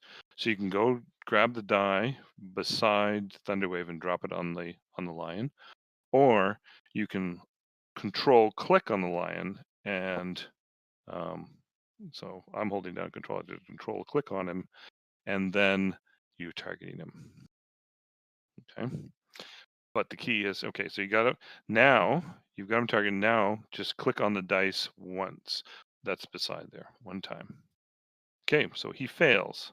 So this is an important piece when you're doing the DM. When you see failure, when you're doing dice, and the same for the player, that means the creature fails, which means they take the damage. If you see success, they don't take the damage, or they only take half. Okay, so now click on the blood. Perfect. 17 points of damage. All right, and a Nice hit. whammy noise comes. Like, if there was anybody that wasn't sure that you were not in the tower, they know you're in the tower. I won't do that to you guys, but The monk breathes a sigh of relief, and you see him give you a little thank you for not hitting him. Yeah. So there's essentially though, this is happening well away from the tower. It's just we don't have any any space to do it. So you're able to bam, you did it, and the people in the tower kind of looking up when there's thunder outside, and it's really noisy. So I need to mark off a first level spell slot, correct? Yes, you do. And I think it also throws it away from me. If it fails, push 10 feet away from me. Okay, does it get a save for that? No, right? It just automatically gets pushed away. And anything about size? Does the size matter in this case? I don't think so. Does it say? I was aiming to push him in between the two characters. Yep. So he goes 10 feet. So 5. Hang on. 5. We'll put him here. 10. Like that. Okay. Kind of blows him right between the seams there. All right. So he's been well pushed around. Okay. Do we get to cue a possible attack of opportunity for the druid? In this case, probably not, because it is a spell pushing them away, not them moving away. So it's always there's a little bit of trickiness around that. So I don't generally allow it. Some people do. It's really up to how you want to run your table. If somebody walks away from the space, then definitely attack of opportunity. If someone's been shoved by a spell, depends on the setup. Okay. All right. Yep, I agree. So, yeah. So, druid. Okay. I would like. Can I use a bonus action to cast Healing Word on Zayla? Certainly. Okay. And then for my action, I would like to do use Wild Shape to change into a brown bear. Okay. Perfect. Okay. Okay. So let's do the spell first, because if you change to a bear, you can't cast the spell anymore. So let's do the spell first. So what you do in this case, target the Zayla. Got it. And then roll the die for the heal. Or do I? There's like a little plus sign right by my Healing Word. Do I just click that? Yeah, that's the one. Yep. Okay. Okay. So there you go. You healed her 4 hit points. Gotcha. Thank you. You're welcome. And then I am going to change into a bear. So. Okay. So you go to the very bottom one, grab the little shambling man, drop that on yourself. Okay. And it should change you into a bear. Oh. Bingo. Perfect. Okay, but my map went black. Yeah. Let's see. How about now? All I see is a little circle with a bear. Okay, yeah. So when you grab and move your bear, it will change. It should you should get your line of sight on your next turn. Oh, gotcha. Okay. All right. So I'm gonna delete everything. Okay. Can I move too before my turn? Yeah. Go ahead and drag yourself where you want to go. Oh, awesome. Okay. Because you haven't moved yet, so you can move. How close can I? Where can I go where I don't? Do I not get attacked if I just like flank the midpoint? Yeah. So you can move up beside it easily enough. Like, Does it give you? And if you look at the stats for a bear, I think you have a certain amount of movement. Yep, there you go, and check. There you go. So did your map? Because I can see that there's visual, but did you see anything yet? When you moved your bear? okay, yeah, my bear's in the new position. I still have an arrow pointing to Zayla. Oh yeah, because you're still targeting her, so you can left click and click on her again, and that'll Oh, remove okay, that. cool. Yeah. Perfect. There you go. All right, let's see how this rolls around when we come back to you in the next turn. Okay. All right, pass your turn, and all right, so now it's the lion's turn. Yeah, he's not too happy. Just got beat up pretty good, pushed around. And so let's do. He's going to, he is going to try to take off and fly away. So, all three of you, the monk, the ranger, and the brown bear, all have attacks on him as he tries to fly away. Your choice if you use your attack of opportunity or not. I definitely want to. Okay. I will. All right. So let's start with the brown bear, and then we'll just go around. Sounds good. Okay.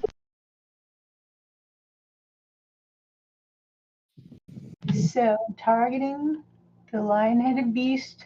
Mm-hmm. And now, how do I? Let's see. Brown bear. Attack. Okay. Hit. Now, which I only did one attack. So did I do a bite or did I do a claw? Do I It's just up to you. Which one Okay. you did? Did a bite? Okay. All right. Nice damage to him. Okay. So you did your damage. All right. Ranger, go on there, let her fly. Whatever you gonna do? Hit him with sword. I guess I was thinking maybe trying to switch to the bow. But you're at close. So just with a bow at close range, you're at disadvantage. Yeah, that's true. I didn't think about that. Yeah. All right. Oh, great. No, it's just swing. He just manages to get away from you. Tail comes up and blocks away your sword. All right. Okay, and I didn't hit myself at least. yeah. All right, monk. You only get one attack. You don't get to use bonus attacks or anything like that. You just get the one. Yep, so I'm just going to swing at him with my fists.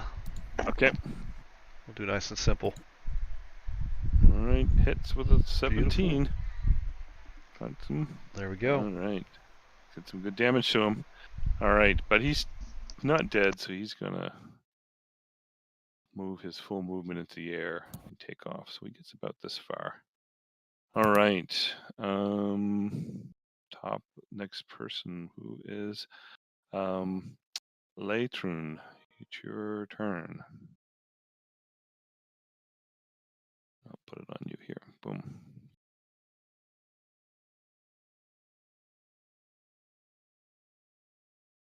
There we go. All right. Well, that's when I forget now. How can I look up on my sheet what my movement range is? Yeah, so it's in the middle of your main page. If you go to your main page, main tab, and you look at the middle there, it will tell you what your movement is, which is 30, right? Yeah. Okay. I was missing it. All right. Okay. That would be there. All right. I guess I'll try my bow here. All right. Let's see. Am I targeting him? I am still targeting him. Okay. Yep, you're still targeting him. Try not to make that mistake again, especially with firing So my that's bow. that. I'll say this: the advantage of the holding down the control and left click is that you're always, like, until you remove it, you're always targeting the creature, or until the creature dies. You're always targeting. The advantage of the die piece is if you just want to do a one-time thing. Oh. Yep. And yeah, I didn't think about it. So it doesn't. It'll switch it for that attack, but doesn't switch it in the. Yeah, so if you all of a sudden decide, oh, I'm going to attack something else, or I need to heal somebody else, you need to untarget the target that you have target there. So, for example, if you were a cleric and you said, oh, you turn around and you're going to heal Layla, you would, but you left yourself targeting the lion-headed beast, you would heal both. So you always have to remember to uncheck the ones you don't want to, or untarget. Well, if for some reason another character appeared out of the tower, and I wanted to target it with my bow, I couldn't just simply drag my dice over and hit him. Yeah, you could. Oh, I could? Would that still leave the lion targeted right now? Then? Yeah, it would still leave the target, but what that would do is that for that one turn, yeah, you can just draw it as. So I would just drop it. Okay, that's what I was wondering. Okay, so it is a quick way to stay targeted on him for future turns. Yeah, exactly. But I could attack something else for one turn. Okay. Oh, and even I didn't realize I pulled my cursor over it. It shows me a range of 40. Okay. All right. Well, I'll try the longbow. Better. Way better than my 2. All right. All right, so you hit and then you roll the damage. Okay, good. All right. Monk, what are you going to do? I think I'm going to water whip him. You gonna... Is he up in the air? Yeah, he's flying away, right? Yeah, he's flying away, so he's like 25 feet up.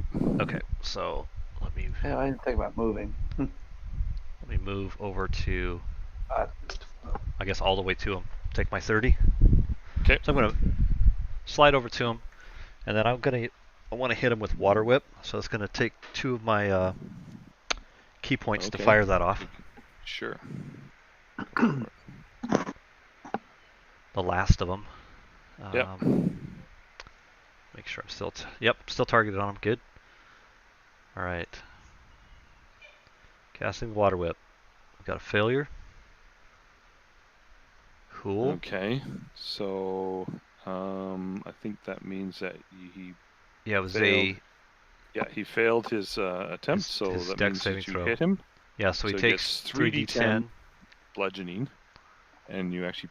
I gotta roll to see if he gets hits to ground. Oh, status dying. He is. Then you can. Yeah, you can either knock it prone or pull it up 25 feet closer to you. So we'll just knock it down.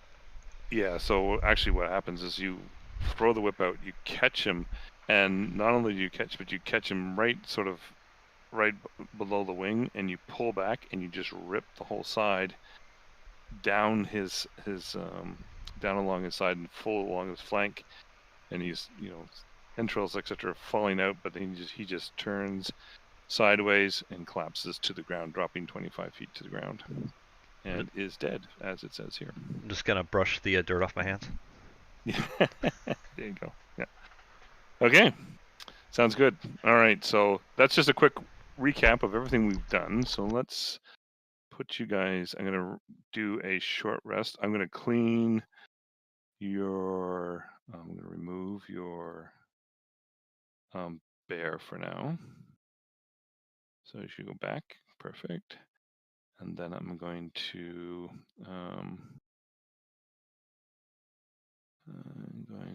do what here? I'm going to right click on this there, give everybody a long rest so everyone's healed. And then as a result, I do need to do just leave him there. We'll get rid of this guy because he's dead. Okay. So, there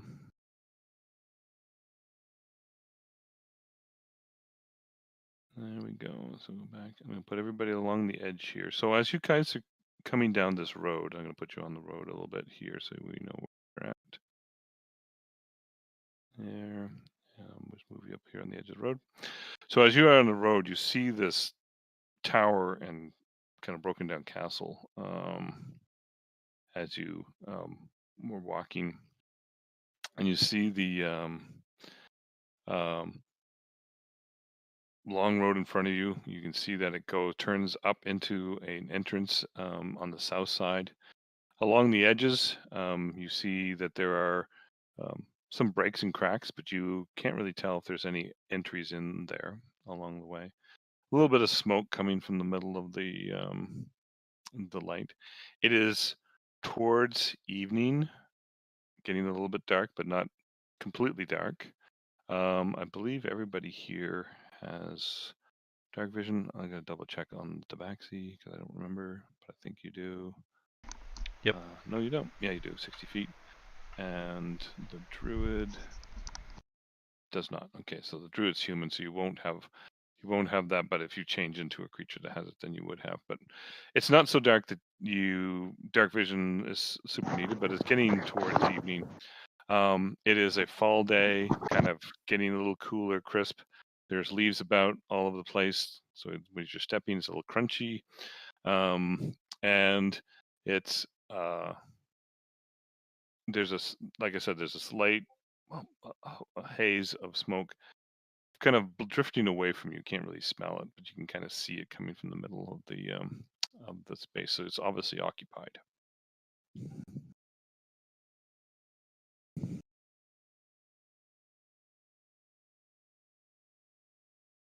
What do you guys want to do?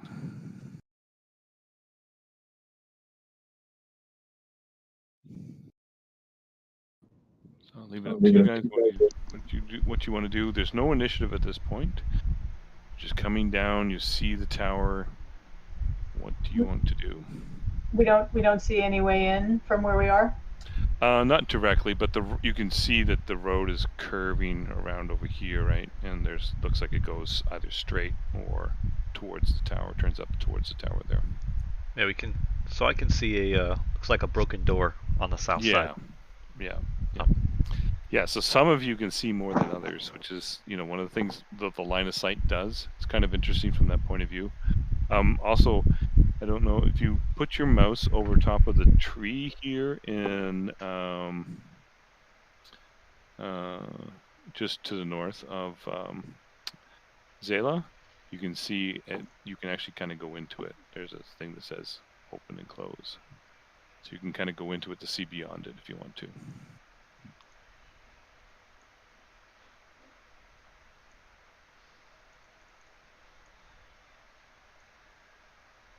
Okay, I got a check mark on you, but I don't see where you're moving to. Oh, I was just picking it up. Oh, okay, yeah, go ahead and move yourself.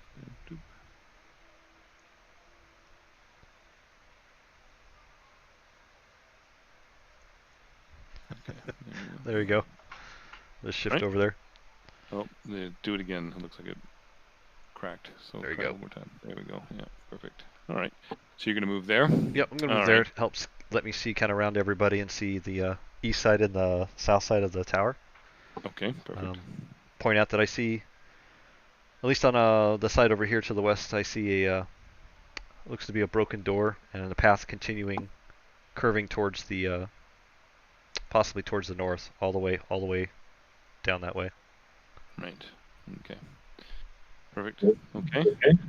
Is there some way that we determine moving order, or do we just move? At this stage, generally speaking, because you're not an initiative, no. But if you guys are comfortable, what we'll do in turn now. So Steady Rock went. So Tristel, you can go now.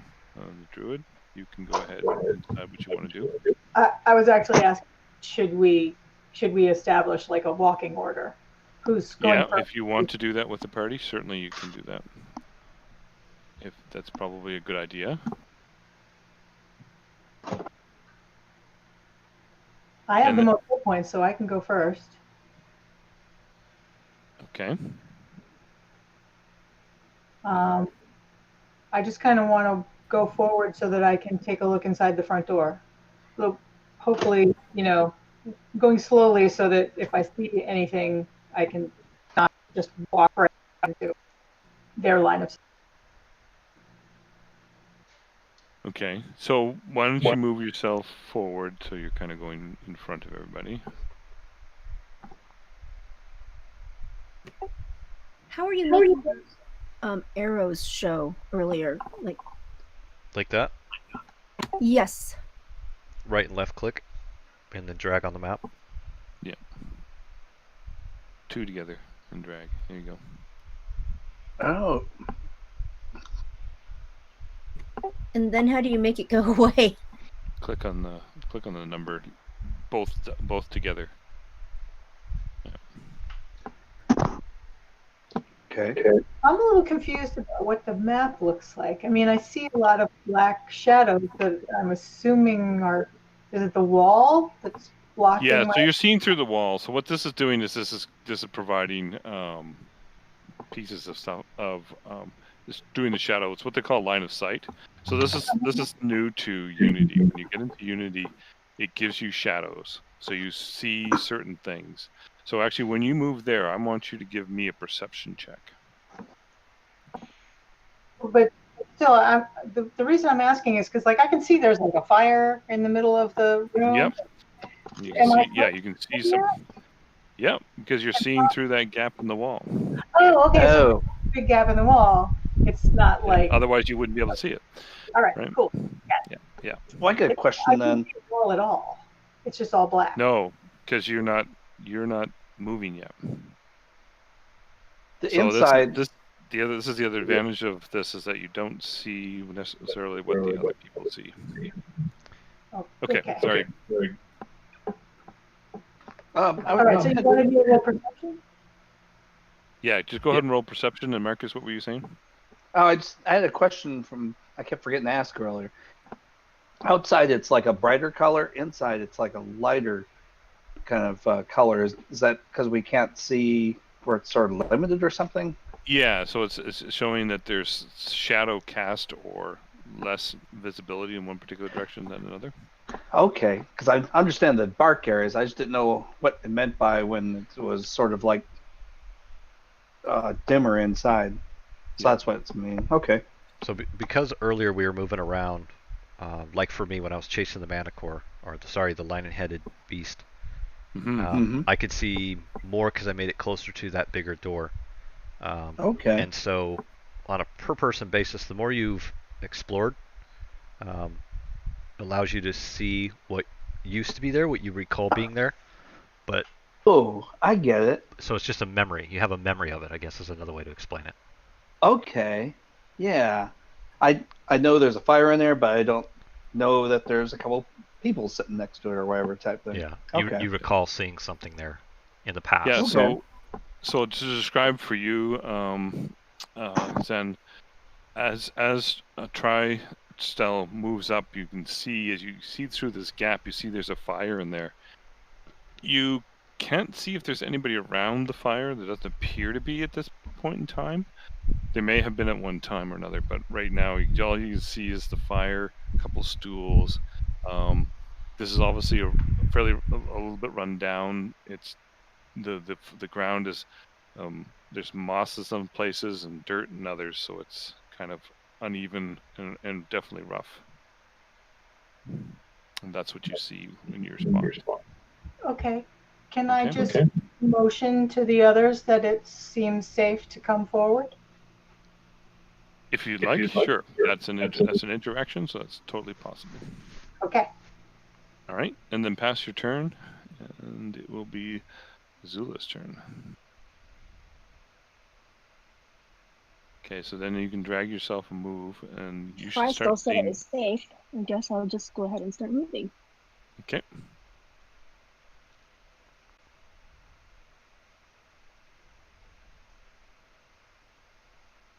All right. So you'll move up there. Okay.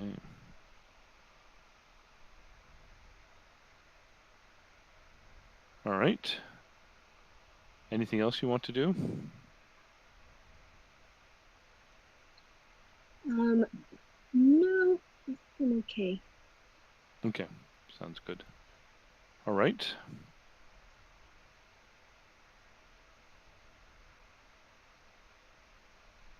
And then pass your turn. I thought I did. Did I? All right, yep. And so now it is Latron. Turn to move. Follow up and kind of over to the left a little. Okay, so there you go. 25 feet movement there. Perfect. Okay, yeah, I see the brighter area now in there. Yeah, so now you see in a little bit, you're seeing some of the things that are happening in there. And it's interesting in the wrong kind of way. No, I just the there we go. Okay, that wasn't working. There we go. Who put the 25-foot thing on there?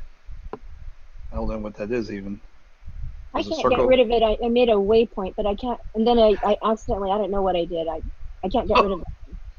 Okay. Yeah, so if somebody puts something there, you can always right click. Anybody can? Yeah, let me see if I can get rid of it. Right click. Oh, I could. Yeah. I did. I clicked on it. I saw. Okay. And you can always right click and delete by going if you right click and go to the pointers. If you created something, it'll give you the deletion icons to delete it. I don't see that, so I was just did that. Yeah. Okay. So you moved. Anything else you're going to do? Ready in action or anything like that along the ways? Actually, Already. give me a perception check. You're at the right angle that Perception. Ty Stell was. So I do it on the tower, right? Yep, you do it in the tower. Oops, did I do it? Shit, I guess maybe I didn't do it. Nope. What am I doing wrong here? Grab the little bulb at the end of the end there for your character. So if you're trying to do perception, you're on the skills page. You go to perception, and then there's right below the 3. You just grab that die and drop it. All right, I gotta see where perception is now. There it is. Yeah, I always thought it was the perception. I was thinking it was the perception on the main page, so I gotta grab it on the skills. Yeah, exactly. Page. Yeah. Okay. Okay, so you see this kind of the same things that Tristel saw. It's obviously you're looking through. You can see the fireplace. You can see some stools. You see a bit of moss. You see some dust and broken stone in around. But person-wise, you're not really seeing anything right now. Okay. Okay, pass your turn. Oh shit. Yeah. Yeah, no worries. Okay, all right. Steady rock. Okay.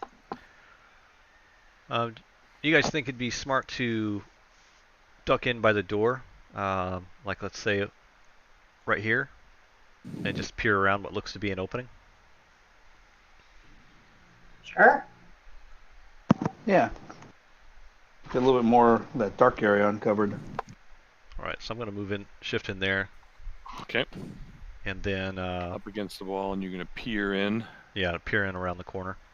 Okay, give me a perception check.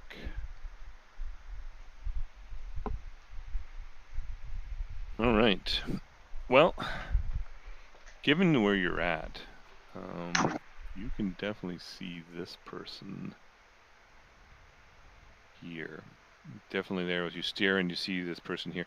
He seems semi-alert, like they're looking for something, but they're kind of looking towards the doorway or directly in this direction. They're looking in this direction here, this person, and not in your direction, as if they're prepared or thinking. They do have a crossbow out, but they don't look like they're. They seem uncertain. Let's put it that way. So I'd like to just whisper to the team to get their attention and just point a number 1, and then point in there, and then basically and whisper at them, just stay away from that set of doors. Okay. All right.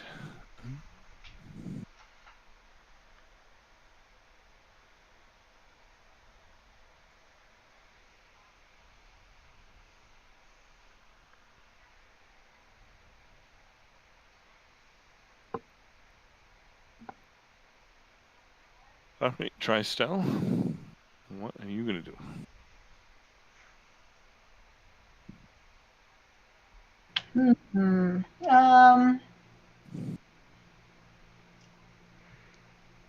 Well, I don't want to draw attention to us until we're ready. Oh, I have a question about the wild shape. I did the bear. Was that combat wild shape, or was that just regular old druid wild shape? That's that'll be the druid's wild shape. Yeah. Okay, so I can just tick off one of those. Well, no, we did a long rest, so you don't have to worry about it. Oh, okay. You can uncheck that. Yeah, we're starting afresh here. Okay. Is it lit in the building? Pardon me? How is it lit in the building? Just like firelight? Can I see? Yeah, normal? it's just you can get the sense that this area where the fire is lighting things up a little bit. So that's why it was fairly. You guys weren't rolling that well in your perception, so unfortunately, you're not seeing everything that's in there, but you're able to see him fairly clearly as a result of the both yourself and Steady Rock kind of looking through the gap, and now you got a kind of idea where this guy is. It is lit, but not super bright. It's just it's in Twilight, fire actually casts less distance than it does at darkness in some ways, right? Because of the light, how the light plays. So sure. Yeah. Okay. Well, are we planning to go in and attack you guys, or should I just be hanging out and waiting, or moving forward again? Is there any way to move past that gap without being seen by this guy? You want to try stealth? You can roll a stealth check and then see how you do. I don't think I'm particularly stealthy. Well, I have a plus 2. Because the other thing to note, I mean, this is the advantage again, also with the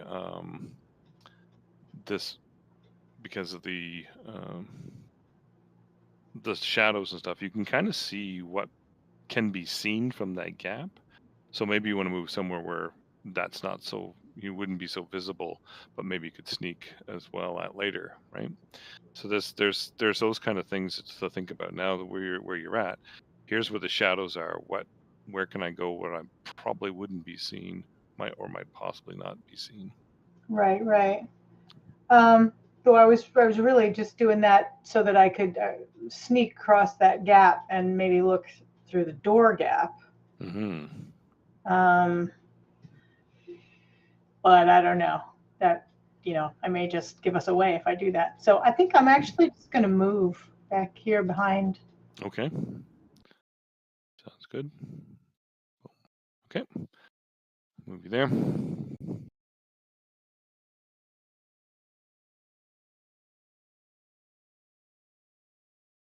And then if you're done, then pass your turn. Okay.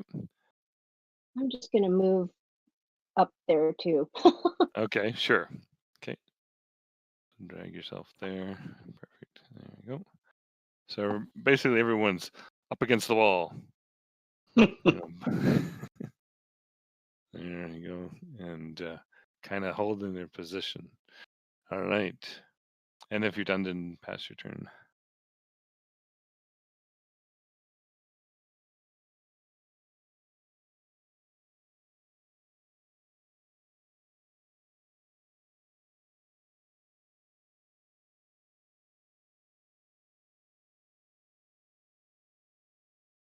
Okay. A question for you is this is kind of a DM question. The one is labeled as unidentified creature 3. Well, I guess you could always trick us. Name it 3, and really there's only one. So. Yep. I just thought about that. Okay. Good question. So I want Steady Rock. Give me a perception check, please. There you go. All right. Right. Okay. You hear just a little bit of movement, but you're not sure where it's coming from. Like there's movement in that space somewhere, but you're not sure where it's coming from at this point. But I hear it inside the tower is where it's emanating from. Inside the space here, yeah. Okay. This is like a courtyard. Okay. And then the tower you can see kind of behind that in the circle piece that you see there. Oh, I get you. Okay. Yeah. How roughly how tall are the walls? They're roughly about anywhere between 7 and 10. Okay. In size. They're narrowish, but if you were thinking about climbing up and going over top, you figure you probably could. Not too much problem. A nimble cat could probably run along the top. Some of the others may have a little more trouble with it.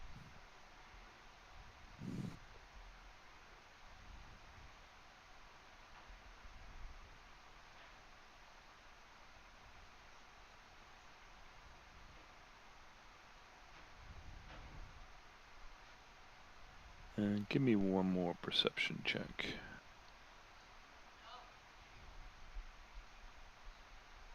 Yeah, you hear something stepping up towards the person that you can see, but you can't see what is actually moving. Okay. All right, Latron. All right. One, I think I'll ready my bow. Okay. And I'm going to move up. I'm already almost in that. I'm going to move left here. And oops, shikes. Darn map moved on me. And then up this way. Okay, give me a perception check. All right. And there. Yeah, no problem at all.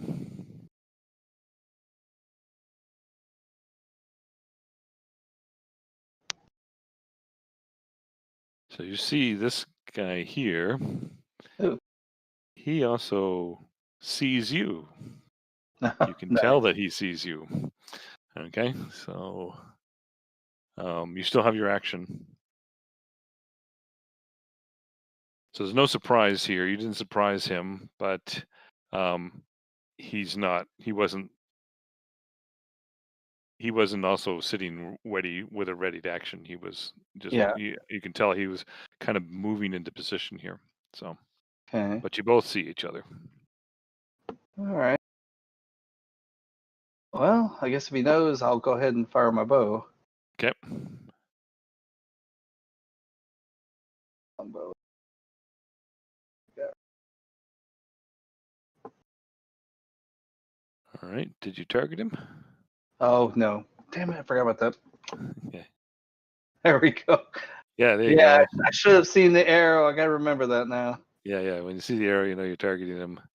Oh! And you rolled 17 this time. You rolled 11.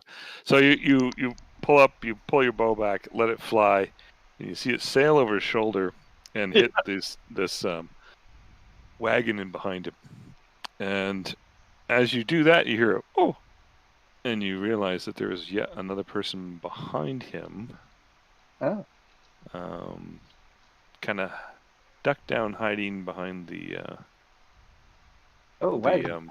wagon. But he's he was spooked by the arrow coming in. Boom! Now you see him. Okay. All right. So any bonus actions that you have? Because you use your action, you've done your movement. Now it's just really left bonus actions if you have any.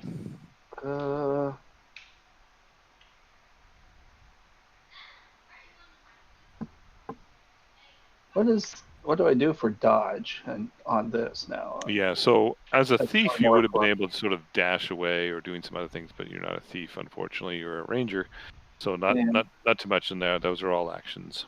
All right. Well, I do have. What level am I? I didn't even actually look at that at the beginning. Third level. Yeah, Third? Okay, because I didn't think about having spells.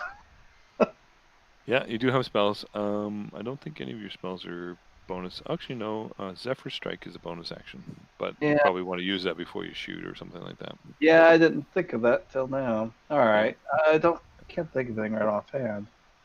Okay. And you do have Hunter's Mark, which is bonus action too, which is something Yeah. you want to use before you actually shoot your bow too. So anyway. Yeah, I spaced it and forgot about that. Okay, no worries. Go ahead and pass your turn then. All right. All right, steady rock. Okay. So you see this arrow action going on. If you glance at the fellow, that he's now even more that you saw there is even more aware. And let me just make sure he didn't disappear on you. Number 3 is definitely visible. Yep. So you see him there, and he's definitely become more aware of everything. Literally has his bow ready now. Is it pointed in my general He's direction? pointing in any direction towards the door. You figure that if you step through that gap, he may be able to get a shot at you. Okay. Okay. Perfect. Now the direction that I saw Leichun shoot, did he shoot off this direction? Yes. Okay. So then what I'm going to do is I'm going to go ahead and I'm just going to go for it, I think. Okay. I'm going to first start by moving in. Okay. See, from here to there. Yep. And then, yeah, start there so I can get a Okay. quick lay as I'm. What I'd like to do is move in, get a look around, and then adjust my course. Okay. So when you get there, you can see these two guys over to your left. All right. One person is hiding behind the cart there, so you barely see him, but kind of know you heard his squeak when the arrow went through in the area.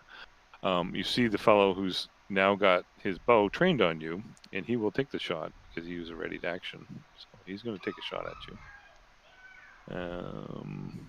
That's going to be 3.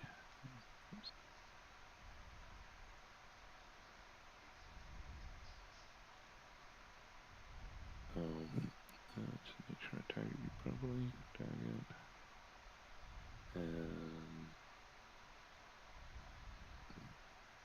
And he hits you with a 21. Wow. Doing 3 points of damage. So not much of a hit. Just he kind of grazes your shoulder with the bow, but he kind of picks it on you. Okay. Now you can continue to move if you want. You've got him. He's done his reaction there to you. Anything else you want to do? Yeah, I'm going to continue movement. Okay. And I'm going to go right to that location. Okay. And then I'm gonna hold there, but I'm gonna call towards the door. I've got eyes on 3 inside here. Okay. 2 to the west and 1 to the north. Back to the team. Okay. And passing. All right. That's a good idea to keep in mind because I can see the 2, but I can't see it to the north. Okay. All right.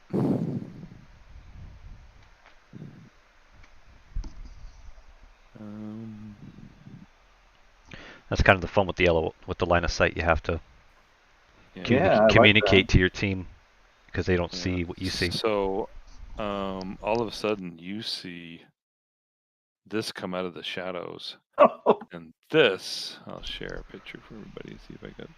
Yeah. You hear me kind of choke on my breath.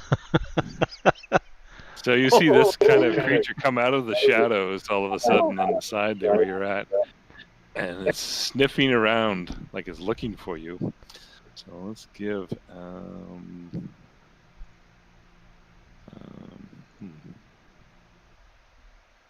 By chance, it's healthy, huh? Yeah. By chance, it just happens to be healthy. But we're going to Healthy little puppy.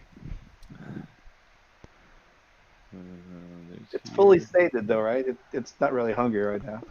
Yeah, it's going to do its own little. It looks like it wants a new chew toy. Yeah, it looks like it's looking at a new chew toy, but you can see the two heads are kind of sniffing at the air around. But somehow they miss the cat smell. They don't hone in on you right away. They know that you're around here, but their perception check was pretty crappy. So too. So there we go. It all comes out in the wash. All right, dry style. Okay. Well, I actually can't see anybody yet, so I'm gonna. No, you can't. Yep. You hear about all this action going on, but you actually can't see any of it. Yep. And I want to help, so I'm gonna do that. Okay, so what are you do? You're gonna move. Okay, so here's the tricky piece. So what you should do is move up to this square here first, and then move inside. So we're actually doing your motion properly. So move to the square. That square first. Okay. Because when you get there, now you can see, this two-headed dog very easily, and the man behind him who's busily trying to reload his crossbow, and you see, because he's already had a reaction, right? So he's already shot. So you see the two-headed dog, and you see Steady Rock up against the wall, straight ahead. Okay. Well, then. With my hackles raised. Yeah, definitely. I am going to take a shot at the guy back there. Can I kind of come right around to? Yep, you can go right there. Yep, try it again because for some reason, it disappeared. You didn't move for whatever reason. I don't know why. There. Yeah, I think you have to step in and around the wall. It's not letting you go through the wall. Oh, I was wondering if the wall. There you go. Yeah. Okay. Yeah. So there you go. You're there. Now, So do you want to be here behind there against the wall, or do you want to be more towards him? Because right now you're kind of in the middle. I wanted to be right up against the wall because I didn't know. Yeah. There you go. Yeah. Okay, cool. And can I? Let's see. There's a guy over here. The guy over here. This unidentified creature 3 is the one trying to load his crossbow. Correct. Yeah. Now you easily see unidentified creature 2 and 1. 1 not as much, but you can kind of tell he's hiding behind in there. And you see 2 has also, he's got his crossbow up, and he's kind of looks like he's looking out at Latron, who's outside.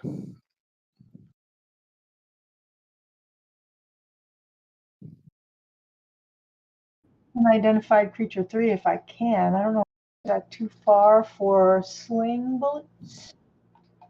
Oh no, it's within your range. Should be. What's the range? It's not telling me that. When I click on the little thingy. Yeah, you cling on a sling, and the sling has a range of 30. Yeah. So you can swing at him at 30 feet. So if you draw an arrow from yourself to him, he is at 35. So you'd be at disadvantage to hit him there. You might want to take a step forward and then do it if you actually want to hit him with the sling.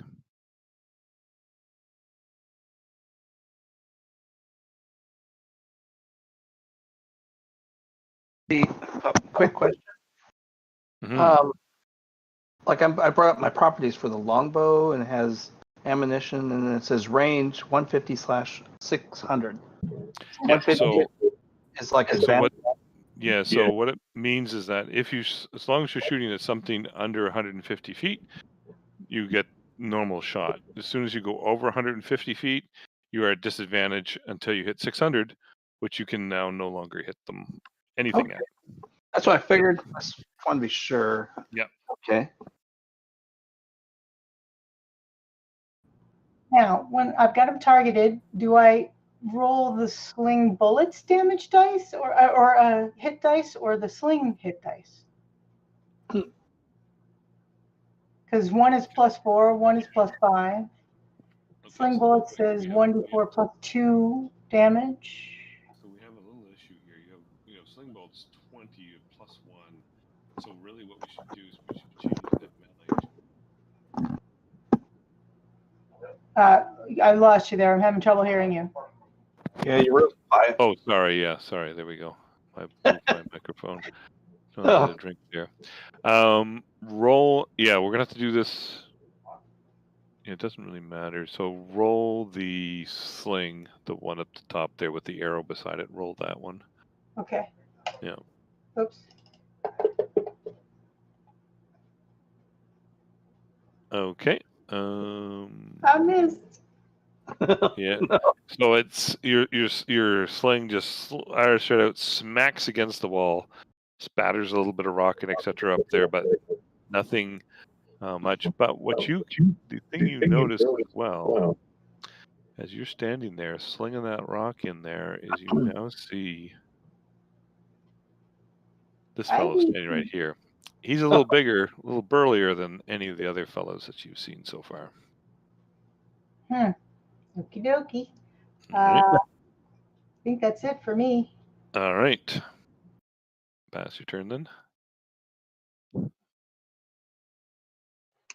Couple of questions. Mhm.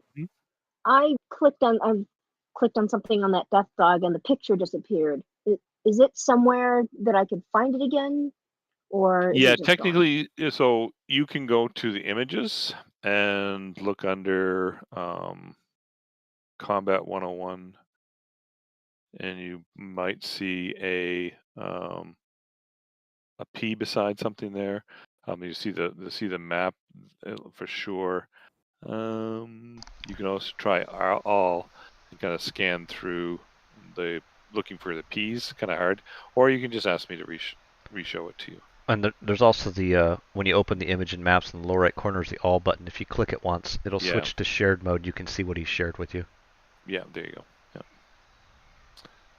Interesting. So, there's nothing there, but that's okay. okay. When I had, yeah. All I see is That's ruined okay. tower. So my second question is I forgot how to do that quick shortcut to draw a square. Oh, hold down the shift button and then hold down left and right mouse together and pull it back towards you.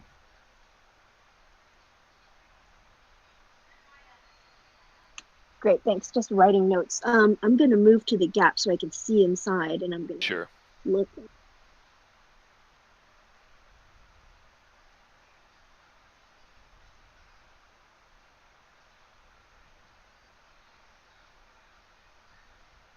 So now you see everything in here. It's a little terrifying in the sense that you see this double-headed dog that is very aware of the druid now. Not so much of the tabaxi, but very aware of the druid.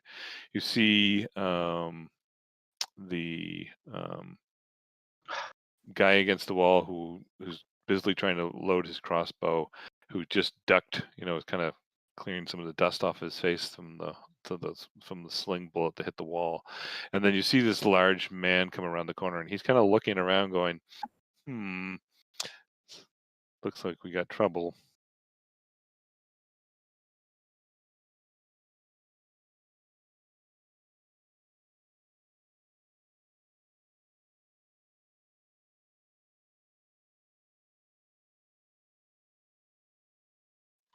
Does that look like I can hit both of those guys? Yeah, what are you trying to do? I'm doing Thunder Wave. It's it's a 15. Yeah, but you have I have to to be touching it. Never mind. You have to be never touching mind. it. Yeah, that's the trick on that one. Yeah. Yeah, you got to You be can- petting the dog.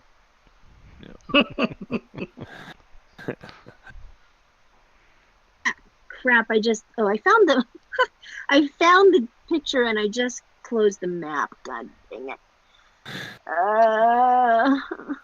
Maps Sure, under I'll- the now. images and maps button too. Just Thank reassure you. the map. Yep, no problem. Thank you. Oh my god. I'm trying to get rid of this square. Which one? The That one? square that I drew. Then I forgot how to. I'll get rid of it. Boom. There, they're all gone. Pointer. Oh, it's the pointers, right? And then remove pointers. Yeah. So And you can Somehow remove a singular pointer or all pointers. So I just got rid of somebody's that was over here on the side. Yeah, that was mine. I couldn't get rid of it for some reason, and then I Yeah. somehow created another one. Um, I'll just leave them alone. I'll stop. okay, well, I'm just going to have to stick with vicious mockery. Okay.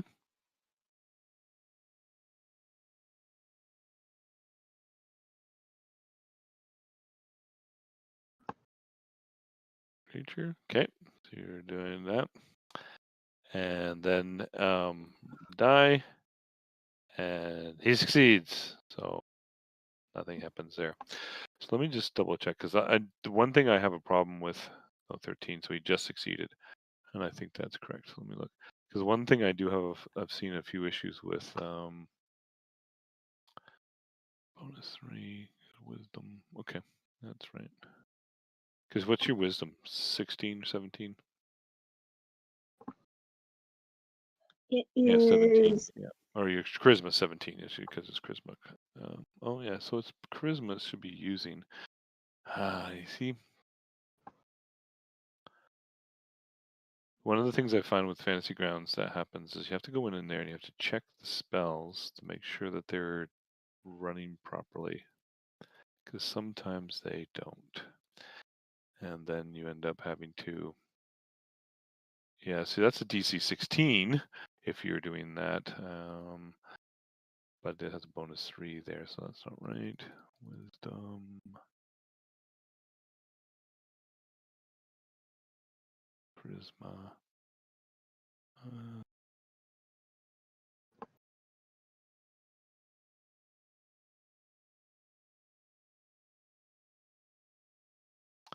So what's that make it if I do that? Yeah, it's still 13. Okay. That's because it's ability plus, so 8 plus 2 plus your charisma modifier, which is 3 is 13. So that's correct. Okay, good. Because sometimes I find that Unity, it gets lost and you end up having to force it to have the right numbers. So just make sure. Okay, so he just succeeds. You see it kind of going to affect it, and then it pushes the one of the heads hits the other, and I'm able to push it off.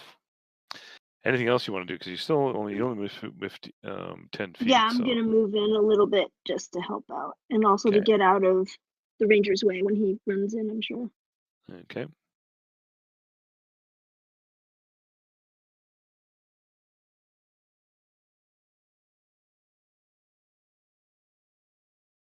Okay. Do you want to move up against the wall, or do you want to stay where you're at? I guess I'll stay there. I'm hanging out with the cat. All right. Cool. All right. Okay, so this guy here that's hiding behind the cart is going to stick his head up, and he's going to aim at the druid with his crossbow, and he's going to shoot, and he will hit. Actually, I don't think he would from there, and he's going to do 4 points of damage from there. All right, and that's his turn. Creature number 2 is going to definitely target the ranger outside. I don't think those doors are on the ground, so they're not going to provide much cover there. So he's going to shoot, and he's going to miss. It just goes right off past you. He's obviously not a great shot, sailing off into space. Number 3 has finally got it reloaded, And he's kind of getting a view of the situation. So he's going to move.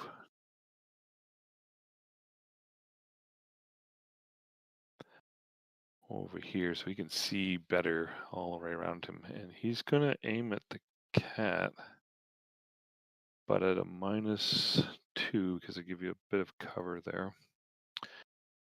And attack with his bow.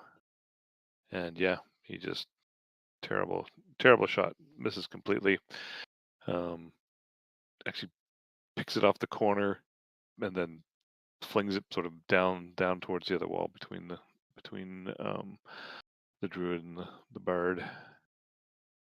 Something in the results it has for his the second one it was miss. For creature 2 it was miss but blocked by armor. So that's what you meant by miss completely. The other one, miss because the armor blocked it. Yeah. It's providing some text there for things to go on and sort of give the DM opportunity to embellish however the miss works, right?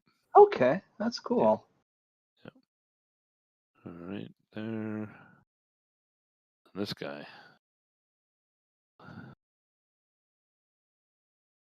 He stands right here in the middle and he kind of looks around and he goes, "Ha! What are you all doing here? Get out of my tower. Get out of my camp." He doesn't really do anything at this point. Just stands there half mockingly, just telling you guys to leave. Okay. Latrun. All right. Well, guess I'll move up to. Well, let's see what happens. I move here. Okay. If he moves, come on. There he goes. All right, I can see those guys now. That's what. Unidentified. There's 3, 1, and 2.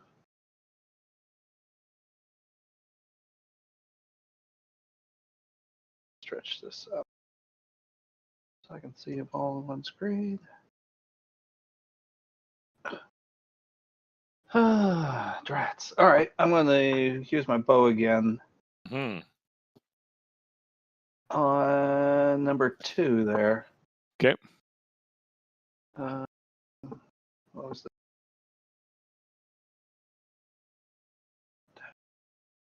Hunter's mark. Now, how do I So what you do is there's 2 hunter's marks. There's one that says if you mouse over them, one says hunter's mark C. That's the one you put on yourself. The other one you put one says C and it says self. The other one just says so hunter's mark C you put on the creature. Hunter mark this one self you put on yourself, and it gives you the advantage. That's the way it should work. Let's just try it this time. So drag the first one onto yourself and drag the second one onto your target.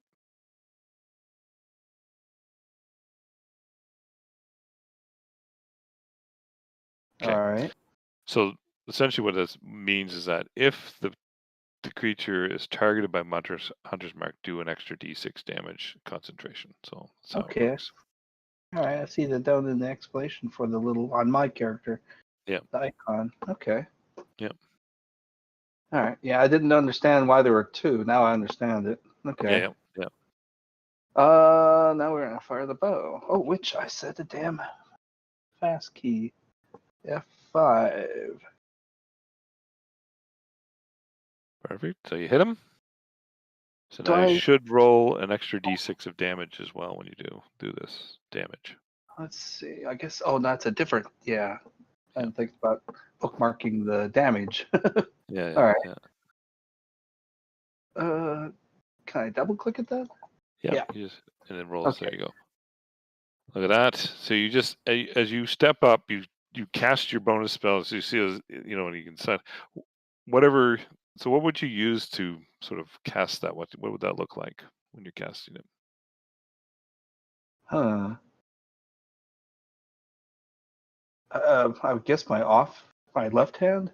Sure. If I'm right hand. Left hand, but right hand. Sorry. Yeah. So let's say it this way. So what happens is you see the leaves and pieces of brush and things sort of whip up and start wrapping around him and kind of make it really obvious to you as you push this hunter mark on him. And then you just pull back your bow and you let fly, and bam, right between the eyes, he is down and gone, and he is dead. Or well on his way. Yep, no doubt about it. He is dead and dying. Oh, yeah. Exceeds by 2 points of damage. He has no way of surviving that. He is gone. So you drop him immediately, and you hear "Hey!" a voice in the middle kind of get a little angry. I got his attention. Yeah, got somebody's attention. All right, that's I created another box down here. Why can't I thought I was supposed to be able to right click on the number No, to delete. left click click the left and right together in the middle Oh, of it. in the middle of it? Yeah, Oh, in the middle. It should go away. Over. Yep. What am I doing wrong? Either that or right click. Go to the arrow pointing, the one that says pointers, which is pointing to the bottom right, and then click on the trash can with the arrow. Well, I was talking about this extra little area effect box I created down the lower left. For some reason, I never see it where I can delete it. I don't even see it, so. All right, it's a goof and it's on my engine only. Yeah. Okay, Yep. we'll ignore it. Okay. All right, No, pass your actually, turn. it's like a 25-foot red box. Yeah, Yeah, I see it too. Right here. Wow, that's interesting because I don't see it at all. That's probably why I can't delete it. Somehow Did it go away? No, that was my purple arrow. That went away. Yeah. Okay. Yeah, there you go. That's the only thing I saw. So we figured out how to draw a secret box that the DM can't see. Yeah. There you go. All right. That's right. I wonder if I could put words in it. There you go. We get secret words to everybody else. We'll hide it Yeah, from the DM. right. I can put text in, I still do it. All right. Okay, so you used your action, your bonus action, and you moved, so you're pretty much done, I think. You can pass your turn. Oh, yep. Okay, so Steady Rock, you see this dog coming around the corner. Two-headed dog, in fact. Yeah. You see a fairly burly man kind of obviously paying attention to one of his men that just was felled by an arrow. You obviously don't see where the arrow came from, but you can guess. And you see these other two fellows there. All right, so I'm gonna step over to the side of our bard, and when I step over there to get a cleaner view of the two-headed dog, basically move slightly away from. Yeah, that's what's interesting. I can't.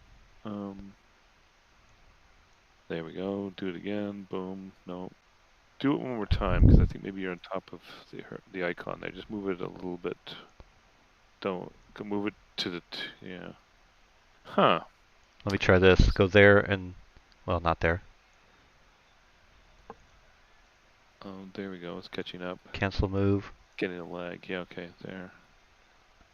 I'm gonna move her for a second if I can. I can't seem to. Oh yeah, this happened to me once before when all of a sudden I just lost any control of the icons, which is really strange. Like I cannot move her at all. No, the square's there, so get rid of the square. Lead all, okay. Can I move her? There we go, move there. Just so she's not there, see if you'll move. Okay, there we go. Okay. That's strange. I'm gonna put her right there in between. Okay, just like that. So I'm gonna. Hang on, I'm gonna put it back to you a second. There we go. All right. Okay, so I'm going to. I'm going to go ahead and swing my water whip at this two-headed dog thing. Okay. It's going to use up 2 of my key points. And it succeeds. Oh man. So it's able to duck out of the way of your whip. You hear me loudly groan like, "Oh no!" And I am going to. Let's see. So from that, then I'm going to shift. Now let's just make sure. What's your dexterity? 17. So +3. So it should be a +3. I'm seeing again. Did it not put it on there? Yeah, so let me just go through this and set this up properly.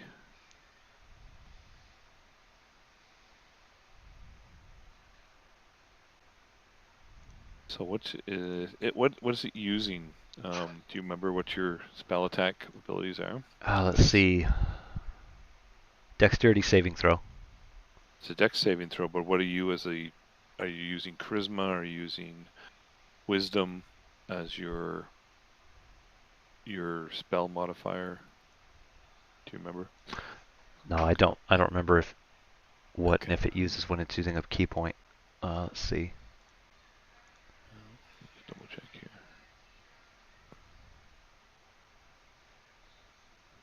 Key save is 8 plus your proficiency bonus plus your wisdom modifier. Yeah, so wisdom. So it's using wisdom. What's your wisdom modifier is +2. So it would have been 12. It rolled a 10, so technically it failed. So let's roll it as it failed. And I'll just finish setting this up as wisdom. Okay, so go ahead and roll the damage on him. Yeah, go ahead and roll the damage. Yeah. All right, nice. Very good.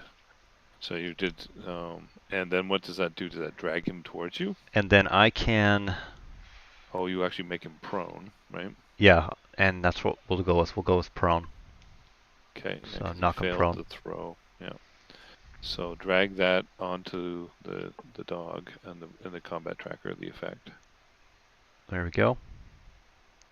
No, I don't Did it? think it's there yet. Did not drop it on there? Yeah, it's Let's not see. there yet. I'll drop it on the token. Yeah, perfect. There we go. Yeah. So now he's prone. Okay. So he's down and out. And let's see.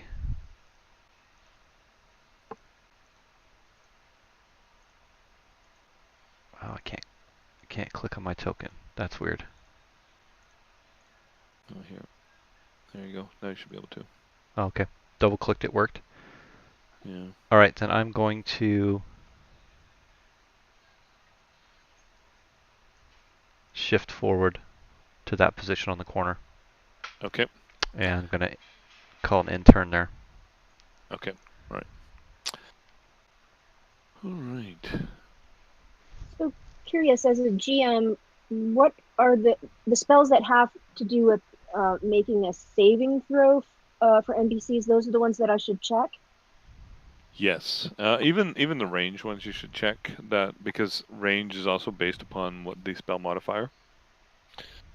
Okay. Yeah. To make sure that they're correct, because it doesn't always do them correctly, and I'm not sure why. Okay, so he does. All right. So I'm going to identify because his name is kind of cute. Mool. Mool. Yeah, Mool is definitely doesn't like kitty cat. I mean, yeah, classic dog versus cat, right? And so he will take a bite at you and attack once and twice. So he attacks and he misses because I forgot to do a very important thing, but that's my bad. So he tries to bite you when he's down, and then he gets smart and stands up, which is half his movement, and then tries to bite you standing up. And he still misses you, so you're able to dodge it. And it's just like, just growling, gnashing at his teeth. He's not happy at all. And then you hear the man behind the dog, "Hey, you leave my dog alone." All right, Tristro, you're up. Okie dokie. I was reading up on combat wild shape, so I can use it as a bonus action. So I would like to shift, and it also heals me for 1d8 when I shift. Okay. So can I do that first? Target myself and click the little plus sign? So the easiest way to do it is just drag and drop it on yourself. Okay. The plus sign. Yep. Got it. So there you go. Heals you. All right. And then now drag the whatever shape you're going to be onto Yeah. yourself. I want to be a bear again. Okay. So I take the shambling guy and I put it on there. Boom. There you are, bear. And I want to And move. you go over there. There. Now, when you're moving, so you're bigger than a normal human now. You take up 4 squares, so you got to watch your attacks of opportunity when you're moving here. To be very careful how you want to move this. If you want to move over to 3, or do you just want to move forward and attack the dog? I just want to attack Mool. So. Okay. Yeah. So. Can I do that from where I am, or do I have to move forward? Yeah, move forward one. You only have a 5-foot reach as a bear. Okay. So just move yourself a little bit forward. Yeah, I'm going to fix that just a touch. There we go. Boom. There you go. Okay. All right. Now I want to target. And so the reason why I told you to drop it on yourself is because otherwise you would have had to target yourself to roll it. So this point, you can drop it on yourself. You're not creating any targets, and then you just target Mool. Right. Though I just tried to control. Oh wait, do I have to untarget the other guy first? Yeah, you want to untarget 3. Yes. Okay, there you go. And now. Okay, let's see. Did I do that right? Looks like it so far. Actually, no, you took away Mool too. So It doesn't say that I'm. there you go. Okay. Wait, it still doesn't say. Oh, there it is. Targets Mool. Okay. Yep. All right. So now it also said that I actually get 2 attacks. I have multi attacks, so I get As 1 a bear? claw and. Okay. Yep. Yeah. Does it tell you 1 bite and one paw, or 2 paws? It says 1 claw, 1 bite. Okay, so 1 of each. All right. So I'm going to roll for the claw first. Okay. Oh, that's definitely a hit. Okay, and You just I bash right roll into his damage. body. Yeah, roll damage first. You never know. Okay.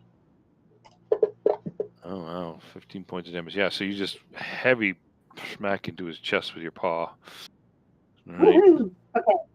Now I'm gonna roll for the bite. Yep. Ooh, it's still a hit. Look at you, +6. Wow. Okay. So you're taking a chomp out of him. Yeah, and you did another 6 damage to him. Okay. And you can just see that Mool is less than happy right now. And again, the man behind him turns and looks at you, the bear, and goes, "Leave my dog alone." It's really intense about it. Okay, I'm gonna make sure. See, you had. Oh, that's interesting. Yeah. Okay. When you pass your turn, we'll just make it Zula's. So when you're done, Make it what? I'm just gonna. When are you done for your turn? Yes, I'll pass it on.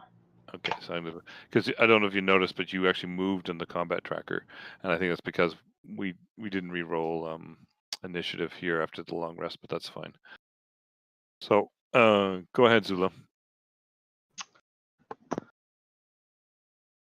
Okay, so the map moved. Is that because it's do I have like I forget that in the options, like center on turn or something? Is that on? And you really want to turn that off for line Yeah, of sight I do. and things like that. Yeah. That's under options. Yeah, it's under The auto options. center map, right? Yeah, Auto center just turn map, that I'm off. Oh, okay. Yeah. Thank you for mentioning it, because I noticed it a couple times, but I didn't think to ask. Yeah. It's funny because as a GM, I have a note to myself to tell the players not to put that on because I was only through reading and videos and stuff, and now I know exactly why. Yeah. Okay. Yep. Okay, let me just try to get myself where I can see again. But I'm going to target.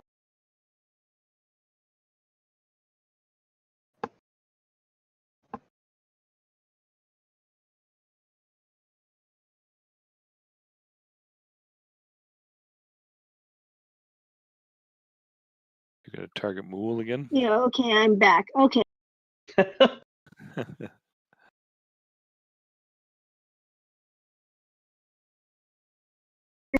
Control click to target again. Yeah. Oh, got it. Well, I can. How do I detarget Mool? So you click him again, hold down control and click him one more time. There you go. Okay, so I'm going to try. I'm assuming. Can I see over? Yeah, you can see him I'm guessing. fairly well. Okay, well, I mean, I'm actually there's looking kind here. of a bear there, but you can see over the bear. That's no problem. Great, because I'm looking at unidentified creature number 3, and I'm Yeah. going to do Crown of Madness. Okay. So let's see. Okay, so you did there, and he fails. So you can now do your. So what did you cast on him? So it's a Crown of Madness. So he has a twisted Oh, yes. crown of jagged iron on his head, and madness glows in its eyes. And he must use his action before moving to make a melee attack against a creature other than itself, which I want him to attack the big guy that keeps on talking about his dog. Yeah. Okay.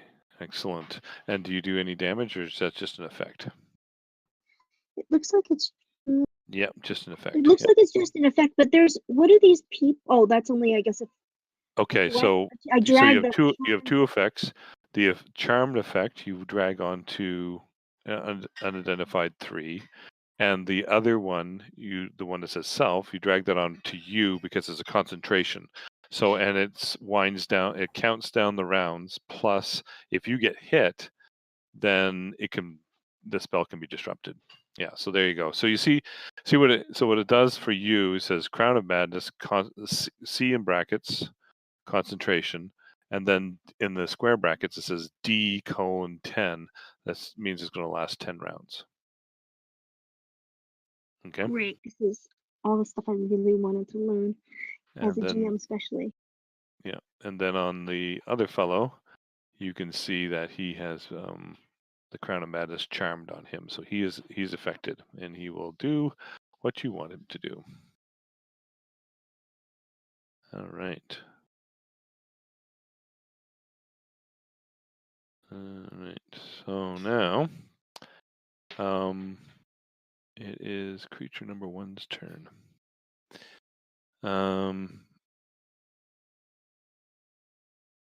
He can barely, but he doesn't really want to. So he's going to take a 5-foot step out, and he can kind of see the guy who killed his friend over there. He's going to target him. But that's still, you got a bit of cover there, so -2 to hit you. And then he's going to attack you with the light crossbow. Oops, just a 1. Oh, he missed. And why did he miss? Why did he get a 1? All right. It interpreted that -2 as a. Oh! Earlier I hit effect prone. That didn't cause it, did I? He's not prone. He has no effects on him that I can see. Oh, no, I mean, I just tapped. There's the effects thing up here in the top right. Oh, prone. does it have you as prone? Are you prone? That's what it was. I think it was. I didn't realize what it was doing. Yeah, you are prone. Yeah. Okay, I'll remove that. How do I get out of that state? I took it away. Yeah, I took it away. Okay. That's probably why. So go ahead and do it again. That's probably why. Yeah, we'll do it again there. All right. That's better, but he still missed. So he shoots through, and it goes again through, and you just dodge quickly out of the way. Arrow goes flying by. Not a problem. All right. Creature number 3 has been told to do something very specific. So he will wander over here. 1, 2, 3, 4. Come up there. He will no longer target the kitty cat. He's going to target this big burly man and slash him with his scimitar. And he will hit, doing 5 points of damage. All right, that was his turn. You've already had your turn. We'll go past there. Okay. And then this guy here just turns around and he will target the guy who just hit him. He pulls out two scimitars and he swings with one. And he hits, doing a bunch of damage, and then he swings with the other one. And the guy actually misses, so he's kind of engaged. And he's, "Fool, what are you doing? Get out of here. I'll lay you splaying across the floor." All right. So, Latron, you have a guy who's kind of stepped out of cover. Before he's in cover, you stepped out, and he's kind of visible now. Yep. Otherwise, you have this combat here. You hear a bear in there. Give me a perception check. Got rid of the damn shortcut. Get to the page again.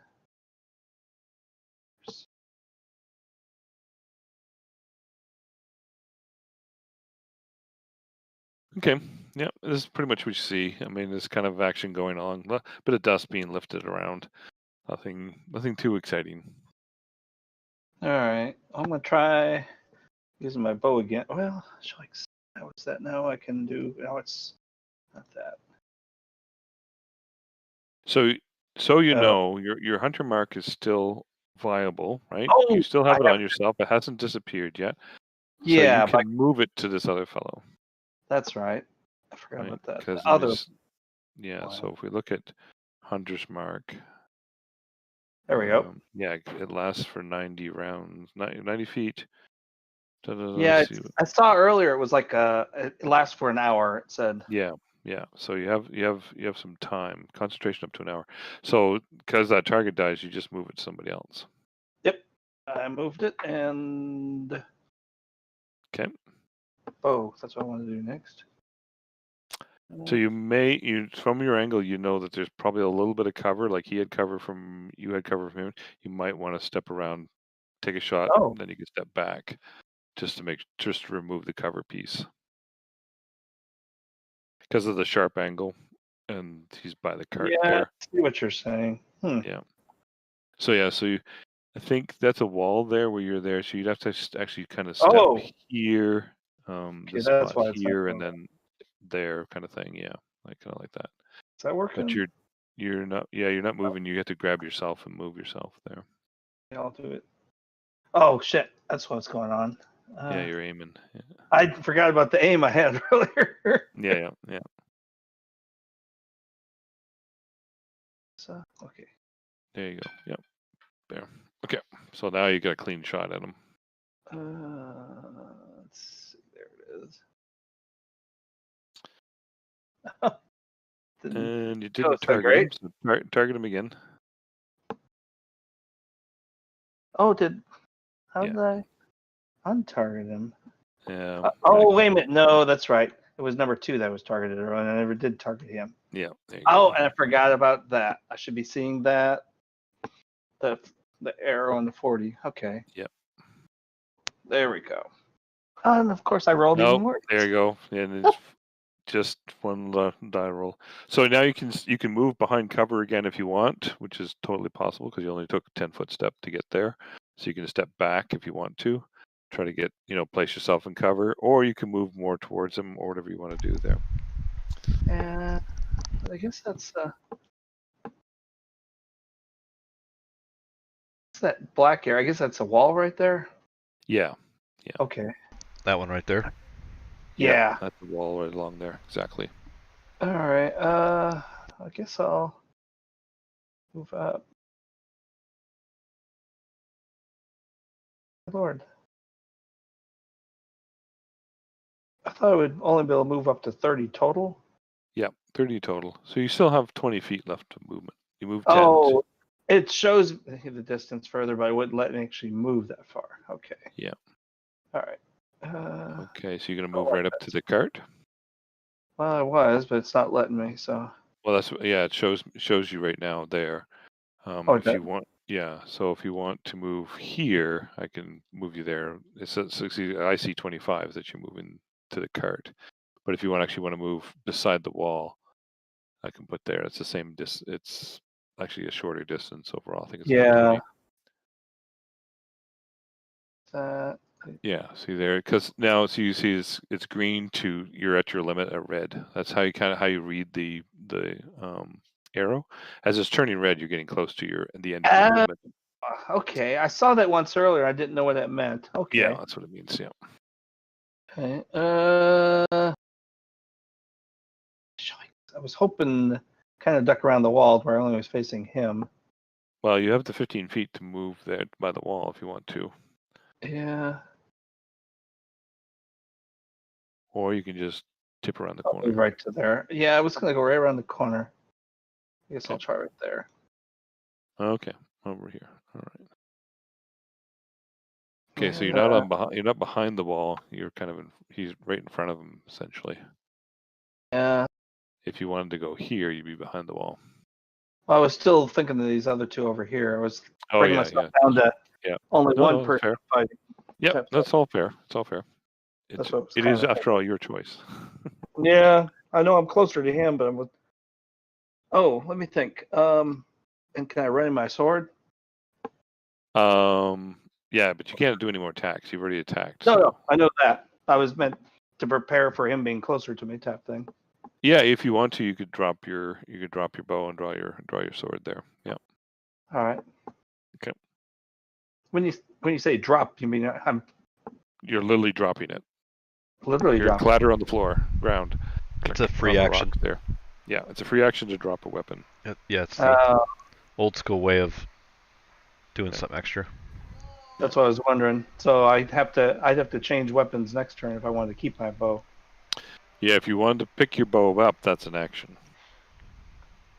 All right. I mean, I didn't know if I could. I don't know what to call it. It's not like sheathing a sword. It's putting it on drawing. So it's essentially what you're doing is you're running up there. You drop your bow on the ground, and you draw your sword. And you're ready for him. Okay. Yeah. Oh, we'll do that. Okay. Yes, all right. Okay, that's your turn then. Oh, yep. Sorry. That's right. Still okay. Not quite that. So you have a rather battered dog in front of you, and you see some action over there. Give me a perception check as well. There you go. 14. Okay.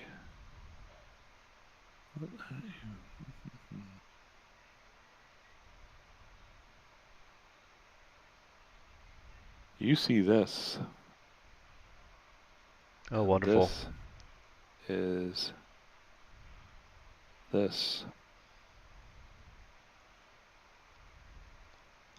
It's a zombie. That's exciting.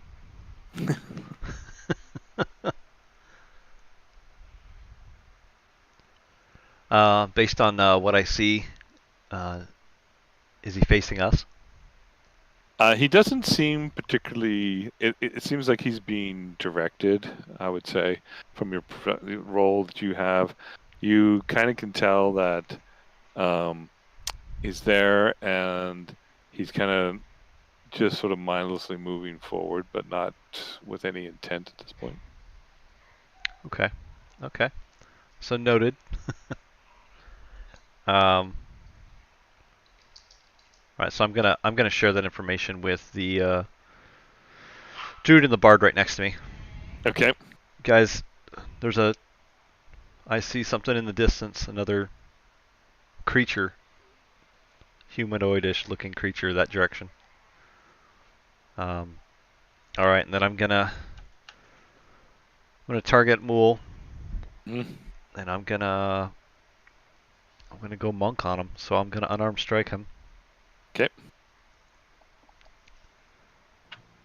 Oof. Oh. All right. Still able to dodge out of that. Then I'm gonna go ahead and use my last key strike for a fury of blows to make two unarmed strikes at him. So here's the first one. Okay. That's it. Nice. There's the damage roll. Yep. And the second one. Oh, definitely a hit. And the damage roll. And Mool is down. All right. And this guy over here starts the undied. Actually, I'll make him so he's not quite so anonymous. He goes apoplectic. Essentially, you killed my dog. How dare you kill my dog? Like, he's totally forgotten about the guy that's swinging at him. He's just staring directly at you, and has only you in mind at this point. Moo is dead. Okay. All right. Can I squeeze around the between the bear and the corner? Sure. Yeah. All right. There's room for you. You in 5e you can move through your Through your allies. friends. Oh, yeah, good. as long as they're not engaged in combat with somebody in front of them or something like that. All right. So I'm going to.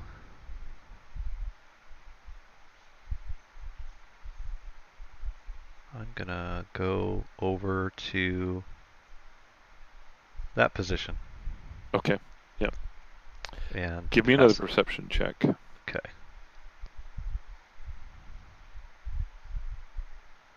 Okay. Yeah.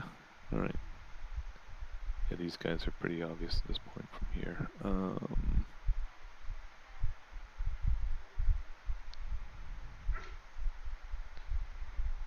All right. So I'm just gonna. As I moved over there, I've turned north to purposely for the goal of seeing into that. It looks like the opening to the tower, I guess, is what we're looking at. Yeah, it's the opening of the tower that you see straight into, and you see 2 zombies and someone obviously dressed as a mage. All right, I'm just gonna say we got a mage, guys. Up there in up towards the tower, and then pass my turn. Okay. The mage will take a couple steps forward, and he is going to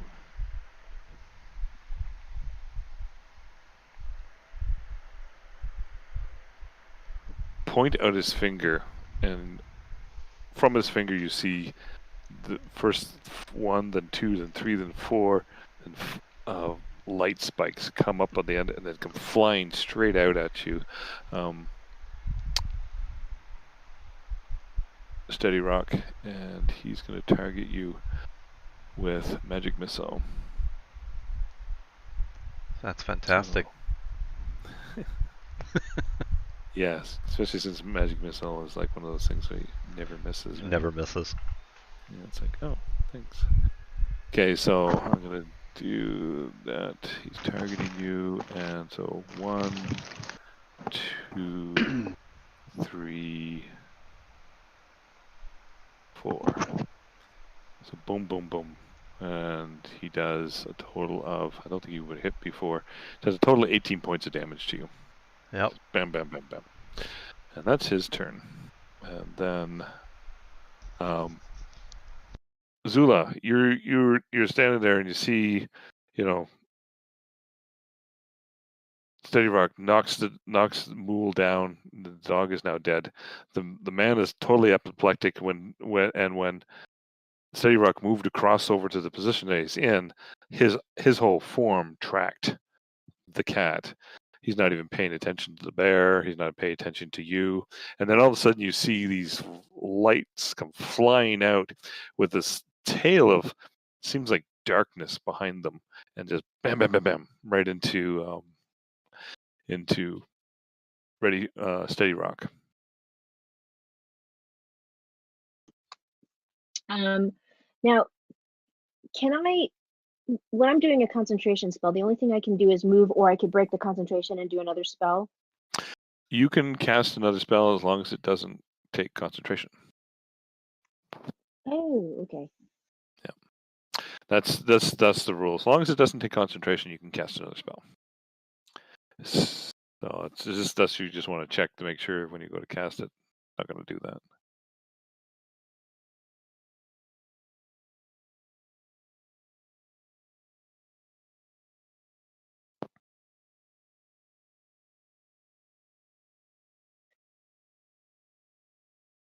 Okay, I'm checking. I have a lot of concentration spells. Mm-hmm. Yeah, you do. Thunder Wave is not a concentration spell. Yeah, but I'm not. I guess I could run up and touch them. Although I could do Vicious Mockery. Yeah, you can do vicious mockery. You can do cure wounds. But yeah, all your Yeah. second level spells are concentration. Got it. And you said that 5e you can actually walk through your friends as long as they're not Yeah, directly engaged in combat. exactly. As long as nobody's threat zone is covering theirs. So if I'm just going to do this as an example. So if this fellow he was here and you tried to move through the bear, and you'd have to move around behind the bear because he would be threatening the space, right? That's the only thing. So but at this point you Okay. can move right through Tristel in bear form if you want to. It's not a problem. Okay.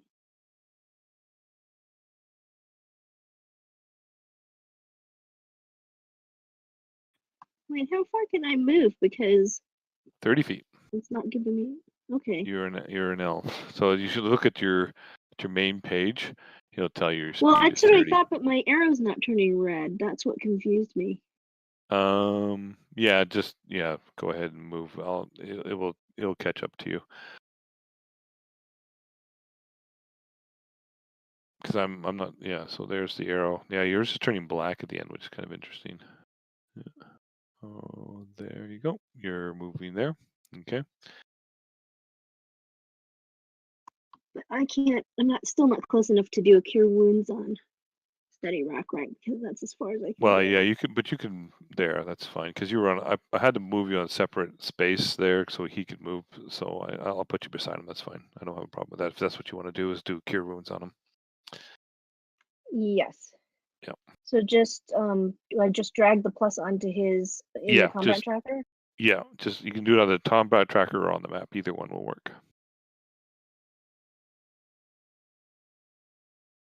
Okay, 3 points of damage. I let out a little sigh of relief. All right. Okay. One has got his target lined up right here. So he's actually going to. Yeah, he's going to step away from you. He's stepping away like this, like here. Then he's going to shoot you with his bow, but it is -5 because he's shooting through the cart. But he's not really concerned about that. You get a sense that what he's going to do is shoot at you and run. You can almost guarantee that's what he's doing. So unless he rolls really, really well, then he shoots and then he's running, moving the rest of the way out the door here. And clear that. That's him. It's on the top of the stairs there. Okay. All right. Number 3 is going to continue to attack what he's been told to attack. And hits. And does some damage.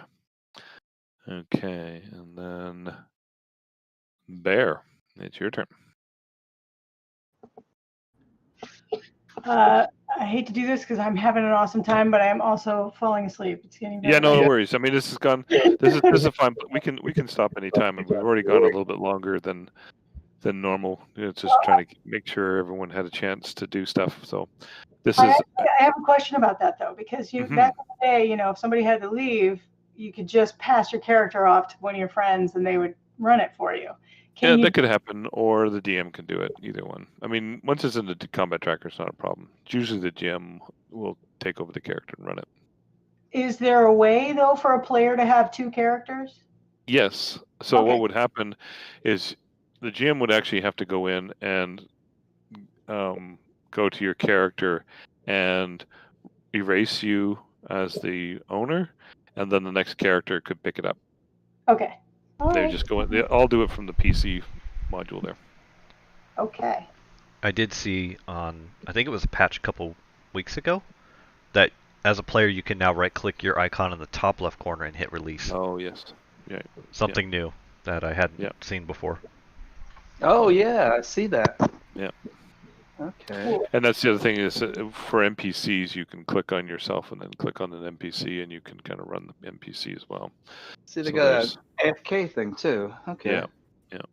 Yeah. They got that's kind of cool. An AFK piece that sort of says, "I'm away." Right. So I just sort of leave that up to everybody. Are they kind of okay with sort of stopping at this point? I mean, You guys probably would have won. You don't have a cleric, but you would have gotten past. The wizard doesn't have that much strength, so a couple of bow shots and he'd be down. The zombies are tough, but if you keep them at a range, then they're not so bad. But if everyone else wants to keep going, then we can keep going. I'm good either way. I'll just leave it up to you guys. I totally appreciate that. For Zen, it's gone a little late. She was there, but whatever you'd like to do. Well, thank you so much. This was an excellent class. I had a really good time. Okay, great. Thank you. Good night, everybody. Good night. Yep, good night. Night, Zen. Night. Okay, so I'll run Zen, and so what I'm going to do then is I'll go forward, and I'm going to say the bear is just going to go one right up here, and he's going to lay into the big guy. It's meal time. Like there's no point in not, right? So target him, and then let's see here. The bear.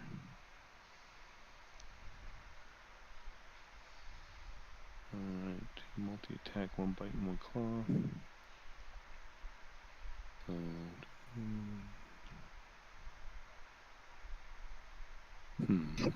Oh yeah, here we go, sorry.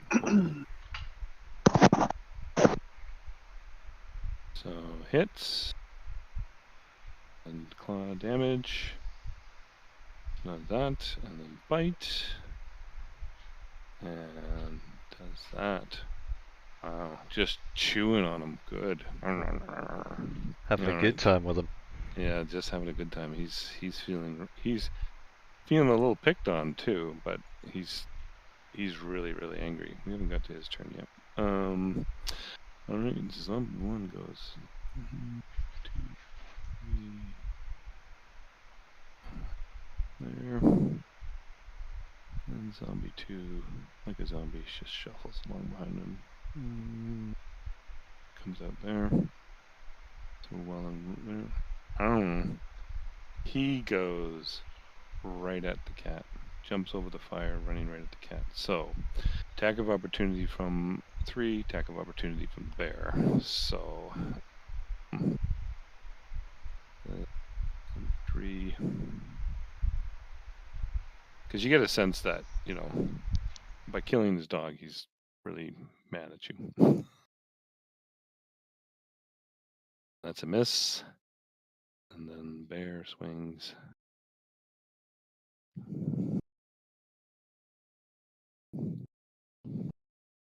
That's a hit. And he's heavily damaged now. Okay. But he's going to come up and he's going to target the cat. And he's going to swing with the sword and miss badly. So you duck underneath it as he's swinging at you using your monk skills. And then he swings again at you. And this time you're able to hold up A both bonus hands. stat. Just, yeah. Boom. You just block him by both hands coming up and just catching the sword and deflecting it away. All right, so he's just, you kill my dog, I'm gonna leave you rotting. And so he's just really angry. Okay, so Leitrim, your original target is kind of running out the door. I don't know what you want to do when you're around that. All right. Oh yeah, he can't see. That's what's the beauty of line of sight. He can't see the action. No, he Yeah. doesn't. You don't know the It's zombies are happening. Totally blind, because I can't even see him. Yeah. Well, I knew there were 2 others over there and something. So if he looks like he's definitely running away, I'm gonna back around the wall. There's one thing though you need to know about Hunter's Mark. You put Hunter's Mark on him. Oh yeah. He's not dead. I can't shift it then. Yeah. Huh. Well, he's oh shit! I got that wagon now. Well, I got the sword out. It's 30 feet. I guess I can try to run up and So 1, 2, 3. Can I go 4. over the wagon? Yeah, you have to go around the front of it. You can jump over the little pieces, but Okay. you can do it. So that's 15 there. Oh, it's gonna be close. I don't know if you can. It's gonna be really close to get to him. Yeah, that's 20. And what's your movement? 30? Yeah. Can't get it. Yeah. Sorry. So you'd be Shit. back here. Yeah. 15 to There. 15. Yeah, to get around is 15 to 15 to get to Oops. there. How the hell do I? Now I can't get that other one Well, to you go could. away. Yeah. So you could get up to him and throw your dagger at him. You could try that.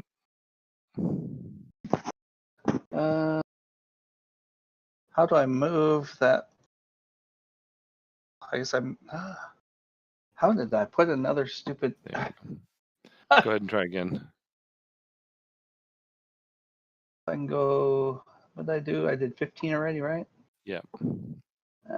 Go to there. Yeah. So there's 15 to there. Oh, that's right. That's showing me the I'm 10 feet from. Okay, that's Yeah. because I'm targeted on. That's what that's Yeah. showing. All right. Yeah. So I'll. Yep. There's the throw. I'll try throwing the dagger at him. Okay.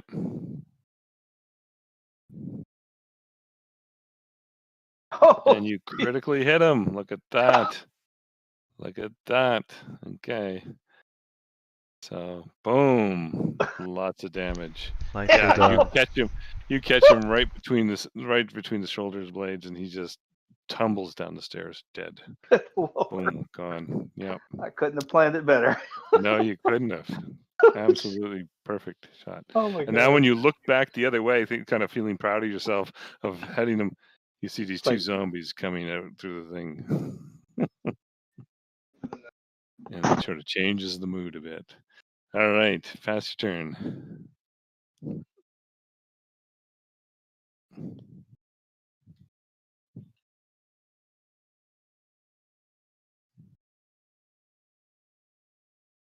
All right. Choice. Well, that's all my turn, right? Yep. Yeah, so just All right. pass your So turn. F1. There you go. There you go. Okay, so you have this frothingly mad person in front of you, and behind him you see these two zombies coming. There's Steady Rock. All right, so kind of reacting to how he was flailing at me, I'm gonna go ahead and go in for go for an unarmed strike, going in for a, punch him and hopefully hit him real nice and hard. Let's see. Okay. Target him. Oh, that's exciting. No. All right, and then the using my bonus action to Yep. swing back out at him again. Oh, that's a hit. And Boom. 4 points of damage. Okay. Did some solid damage to him.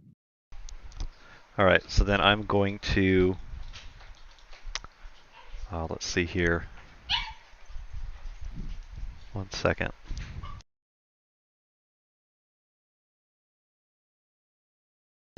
Sorry. That's right. Had somebody come in the door. That's right. Let's see. Disengage is a bonus action, right? Disengage is an action An unless action. as a monk you get. I mean, I know monks get it eventually, but I don't think you do it yet. Don't think I have it yet. I don't. Yeah. I don't think so. Okay. So I'm gonna risk the attack of opportunity, and I am actually Okay. going to go for moving here, there, and there. Basically, go right around the edge, right around the corner. Okay. There. Okay. And you're gonna go there. Twist attack of opportunity. He will definitely take it because he's angry at you. Swings and critically misses you. No problem at all. Awesome. So you're able to zip around the corner like that. And yeah. And I'm done. I'm gonna sit there and lick my wounds. Okay. Yeah, so this guy comes out here and he sees him coming through. And he sees the bear, so he's going to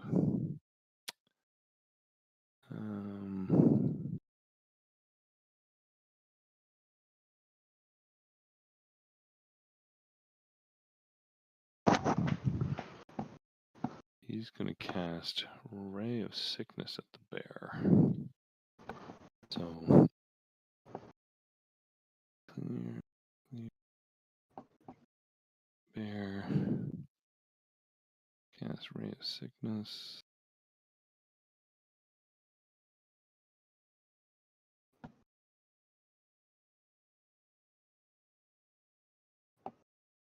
And the bear fails, so the bear takes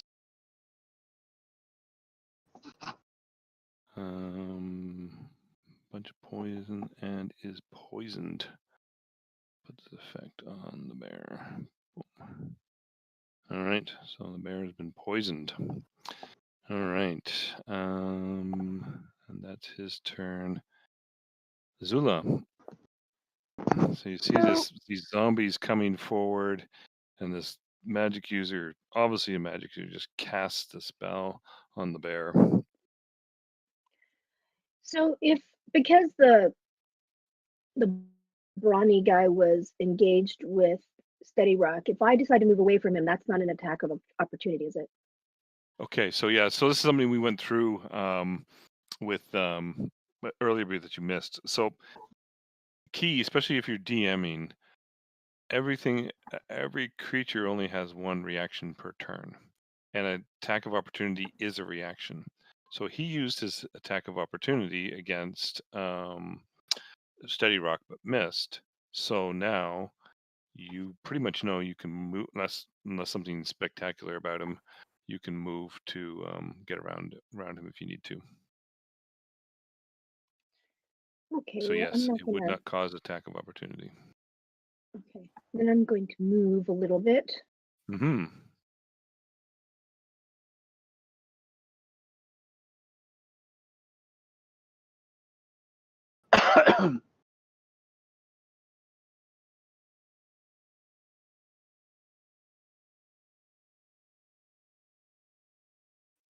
But I'm also gonna attack him with Vicious Mockery. Sounds good. Vicious Mockery on him.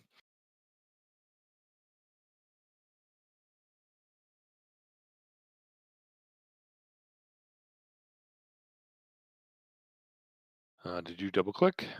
I think you just need to click once when you're doing casting a spell. Sorry. Yeah, it's okay. I guess the first one. So the first one's correct, so he fails. So now drag the effect onto him.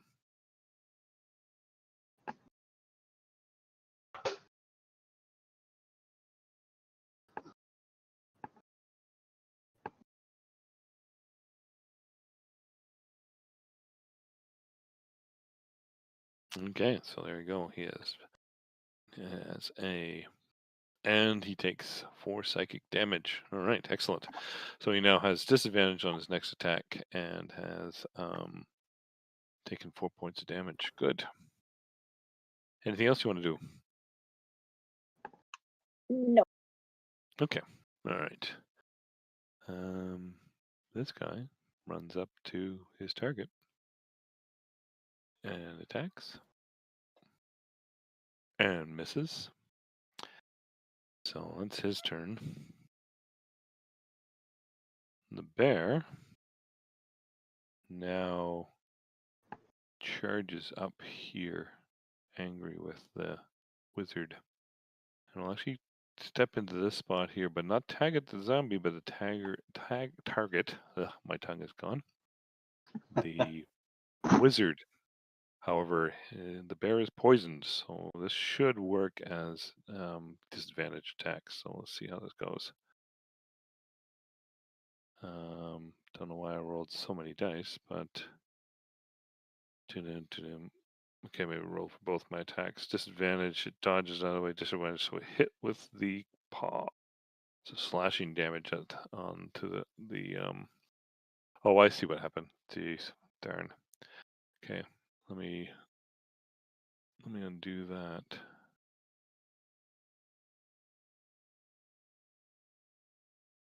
And so there's a classic mistake that I made there, so I need to get rid of that.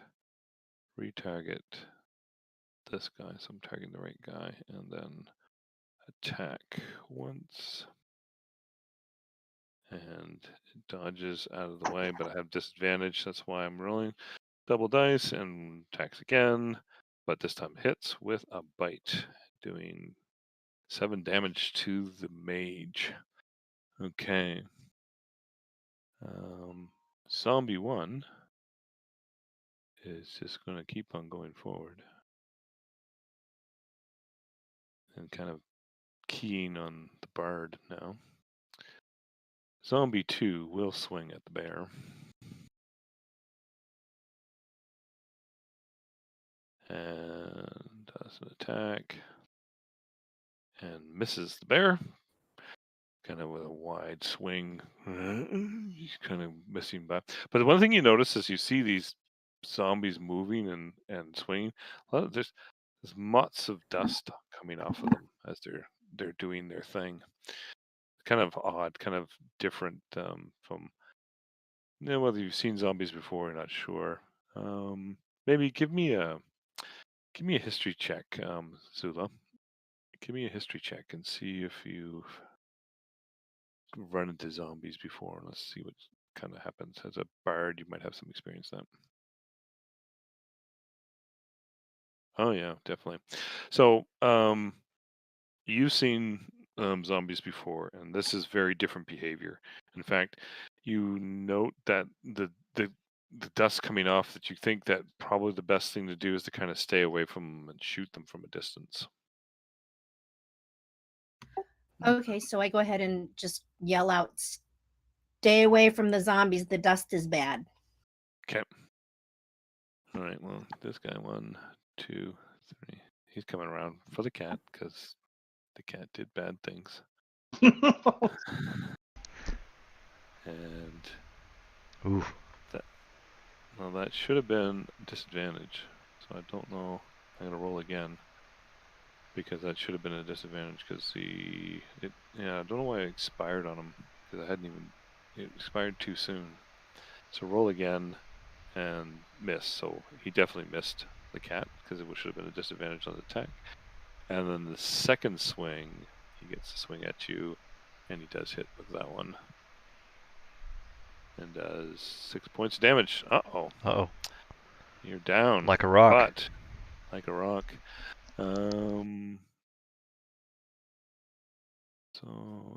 It did an injury. Yeah, we can ignore all that. Okay, I didn't realize I have that checked. Okay, so you're down and injured. All right.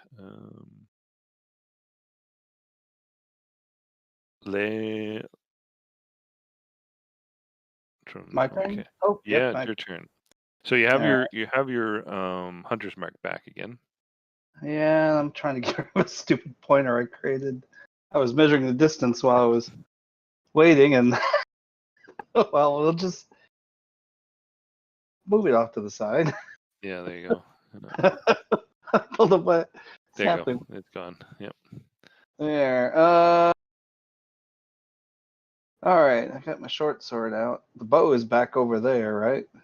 Yeah, bow is over where the cat's lying down. Yeah. Well, I'm gonna run over to here. Mm-hmm. There he Yeah, you goes. can probably get to him easily enough Yeah, if you that's want to what I run thought. up to him. I wanted to, There you go. You're right up to him. and then attack this guy. Mm-hmm. Oops, I gotta shift pages again. No, just to the top. There we go. And with my short sword, swing away. And that's a hit. 4 points of damage. Yeah, of course I low. All right. So the other thing is, I think you have 2 daggers, right? So you can use an offhand swing with your dagger if you want. So using there to change the one that's offhand. You can try hitting with that. Yeah. All right. So I was gonna do this and just make it. Oh, yeah. But that works. All right. Yep. I didn't think about having those 2 ready like that. That's a good idea. Yeah. All right. So let's see. Roll that. And a 2. No, quite a bit different from a 20. Okay. Yeah, but not quite a critical, that was gonna be a 20. Critical miss anyway. All right. So you missed there. Okay. Now, does the monk have? I guess that's your turn, right? As a monk, do you have anything special? Oh, you succeed on your death saving throw. That's good. But you have nothing special around being unconscious or anything like that right now, right? No, I don't. Not high enough yet. Okay. Nope, not yet. All right. So that's your turn then. There we go. All right. Yeah, this guy does not like being beside the bear, but he doesn't know what else to do. So he's going to try and do. I was hoping to cure when I didn't. Interestingly, he has hold person, but a bear is not a person, so he cannot do hold person against him. So that's an interesting little conundrum he has. Okay, so he's going to attack with shocking grasp. He'll try that and critically miss. All right, too afraid of the bear. He's like putting his hand out trying to touch it and shaking, and the spell all goes wrong. All right, Zula. So I don't know that you know that the cat is down, but you pretty much can, from the commotion that's going over there, something's gone wrong.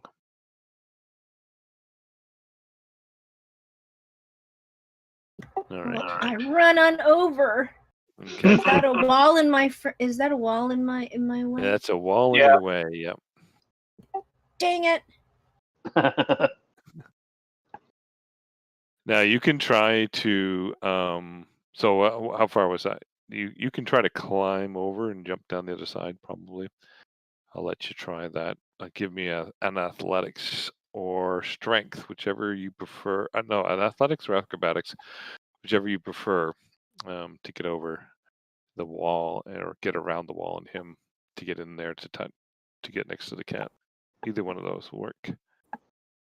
Acrobatics. Yeah, okay. You just squeeze in there just enough. All right, then I'm going to do cure wounds again. Okay.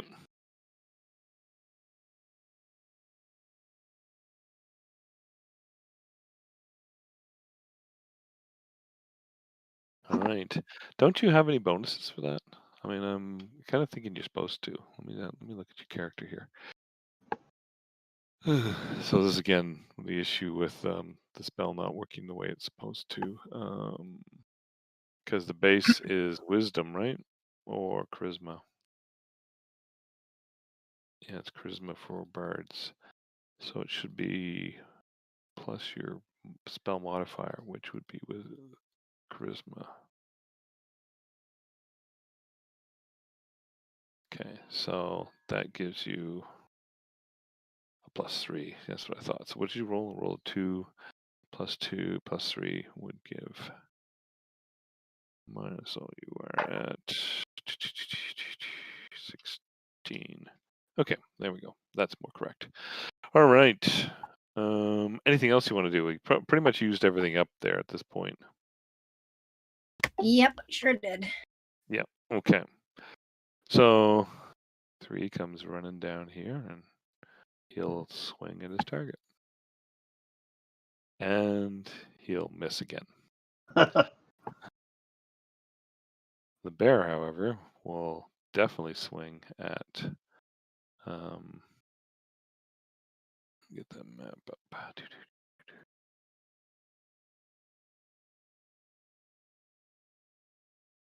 There, definitely will swing at. I've got a target. Yep, definitely swing at the. And miss with a 1. And miss again with it being poisoned. Now I think I should do a Constitution saving throw here at the end of my turn. So is my Constitution 16? So let's just roll it. 9 + 3 is 12, and the saving throw is.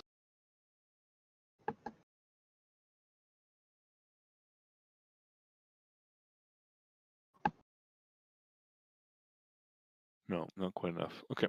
All right, still poisoned. Okay. Next, zombie number 1 will swing at bear. How come I can't see the bear? I can't see the bear or the mage or the zombies. You can't see them? No, because you're behind the wall, technically. Oh, that's right. Thank you. Yep.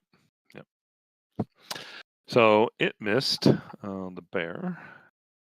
Zombie 2 goes like, comes back this way, looking for the bird, but can't see you right now because you're behind a wall. So kind of wanders over here. And then Hamill, absolutely furious at the bird now for bringing back the cat. Clear that and target the bird. And we'll swing with his sword. Oops, sorry. You succeeded on that, but I should make sure I actually hit you, which I did. Okay, so we did that.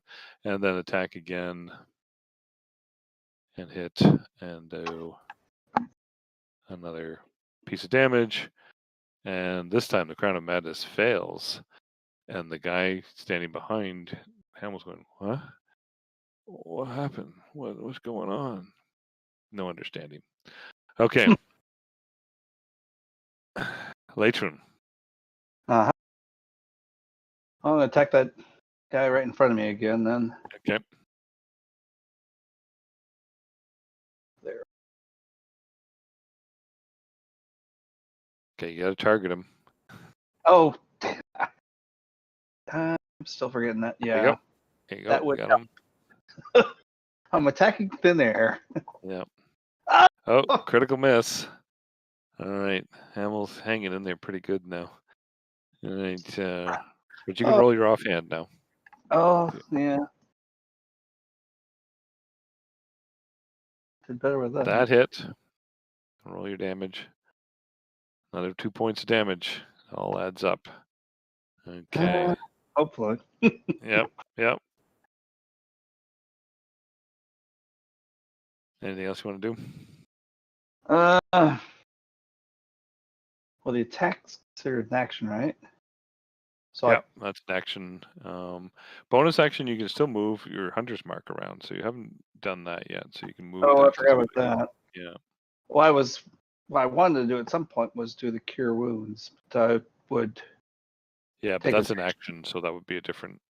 That's what I thought. You'd have to not attack if you wanted to do that. Yeah, that's what I thought. All right, I'll move my hunter's mark because I forgot that. Or did I? Okay. Did it move? Yeah, it's on there. Okay. Yep, it's there. Okay.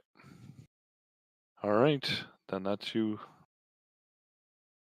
That's it. Yeah. Can't think Unless you else. want to move, try to move. Like you could try to move so that either, yeah, that's something you could do. So strategically, you could move to try to give the monk flanking ability on his turn, right? So you could move, slide it over, right, and then he would have attacks of opportunity that way. Okay. Yeah. All right. So you'd have to move to this spot here. I mean, I would go here and then there. Yeah, Like just down one and then diagonal? over two. Yeah, you can do that, and then over one more. So there. There and it then goes. one more. Yeah. Perfect. There you go. All right. There. All right. So now you're granting tax of opportunity to Steady Rock. Okay. Yep. Yeah, earlier I was trying to stay between him and those guys, keep them off of him. Yeah. Yeah. No, I kind of caught that what you were doing there. Awesome. Okay. So I'm Steady Rock, it's your turn. wiping the blood off of my face or wherever. Yeah, a few wounds here and there. Yeah. Yeah. I just have this. I have this vision of you licking your paw and then wiping your face, and then licking your Yeah. paw and wiping your face. Yeah, exactly. Exactly. I give a friendly nod to both my compatriots as a gesture of appreciation. Yep. And I'm going to advantage on the attack. Yep. Against ammo. Click that. Against ammo. Yep. And there we go. That's a hit. So there's that. 3 points of damage. And then the follow-up bonus action. Well, I guess that's it. And 3 more points of damage. Bam, bam, bam, bam. All right. All right. Definitely wearing him down. There we go. Moving on. Okay. the wizard's going to take the risk. He's seen the bear miss him a couple times, so he's going to run. 1, 2, 3, 4. Yeah, Takes what the bear. action? And the bear will take the attack of opportunity, of course. And yep, it missed. So he gets to here. He gets away that far. Okay.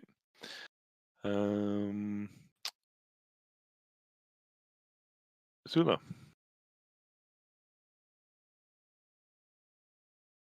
It is your turn. So I'm going to attack Armel. Well, I'm going to attack him with Vicious Mockery again.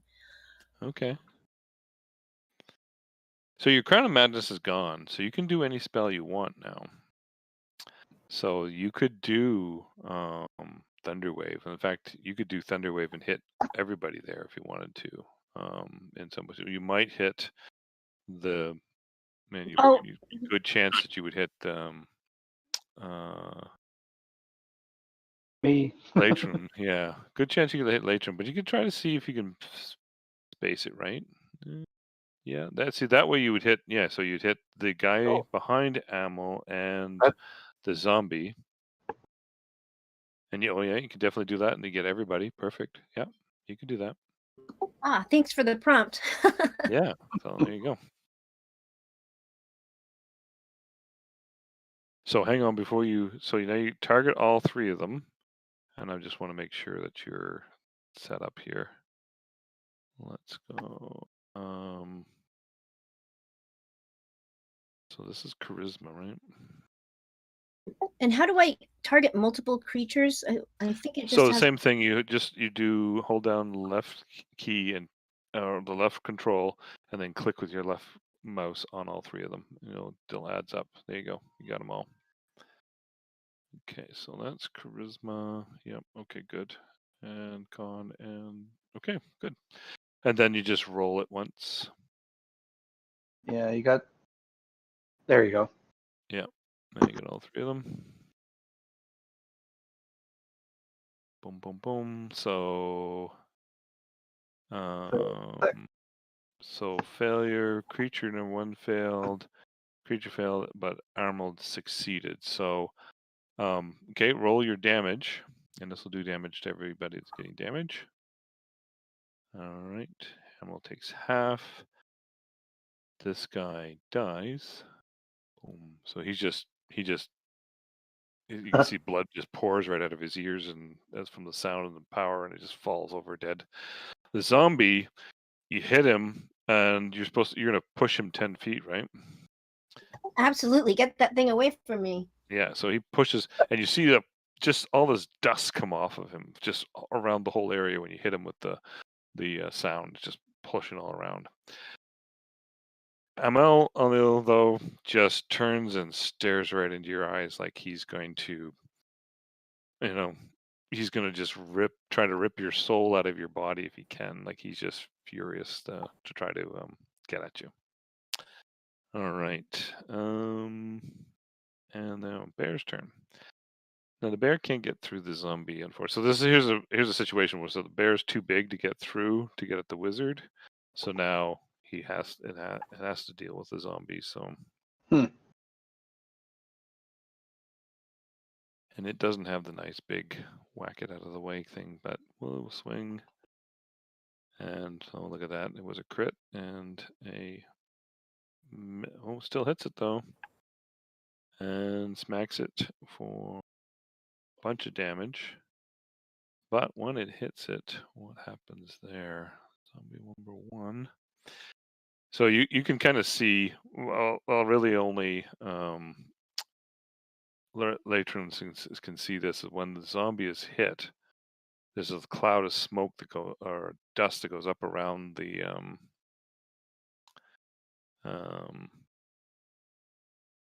and he has to make a Constitution save. The bear has to make a Constitution save, and no problem, makes a Constitution save. Or it would have been poisoned again. So anyway, it's already poisoned, so that wouldn't be a big deal any one way or the other. But it's able to do that. So that's the attack there, and one more attack again with the mouth, and hits and does pile more damage to it. Okay, all right. Zombie 1 will return the favor and slam at the bear.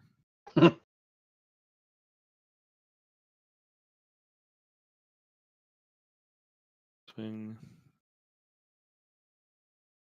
And miss the bear. Zombie 2, having been pushed away, is going to come forward and swing at the elf that it sees. Yeah. And miss badly. And just kind of swinging really slow. No real power or anything behind it. Amal will attack the bard again.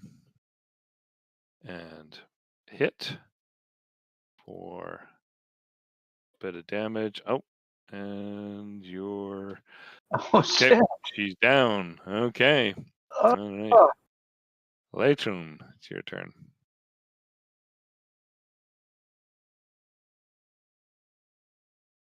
Where is Armel? Well, He's right there. Oh no, no. I was looking at targeting. his damage type thing. Yeah. He's just wounded or what? Oh, he's definitely wounded. Heavy. Heavy. Yeah, he's okay. heavy wounded. Yeah. All right. So I'm gonna go for him then. Okay. So if he was, I got a choice of 2 targets, but that one threatened my other 2 party members, so Yeah. I'll go for Just Armel. knocked one down and ready to go at the cat again. Yeah, I don't need that. Okay, Yep. here we go. So you have advantage. So click on the advantage button. Make sure you take your advantage there. Advantage button. I don't remember that. That's down below beside at the other end of your die. So where you see where it says 20-sided dice, your 20-sided dice. If you go towards the left, you'll see your ADV button. Yeah, click on that. Your AV. Gotcha. Yeah. I forgot about sure that. You have your advantage. Yeah. All right. Where's my short sword? All right. Yeah, 19's a hit. And damage. Boom, down he goes. One last swing. You take him out. So he's down. All right. Okay. You can move, although there's a zombie right beside you.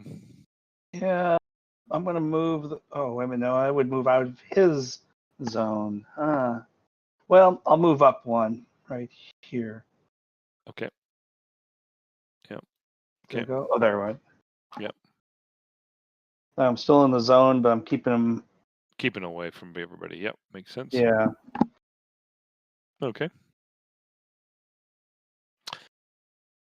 If you're done, then pass your turn. Done. Okay. So, Steady Rock, I think on your character sheet, do you have? Let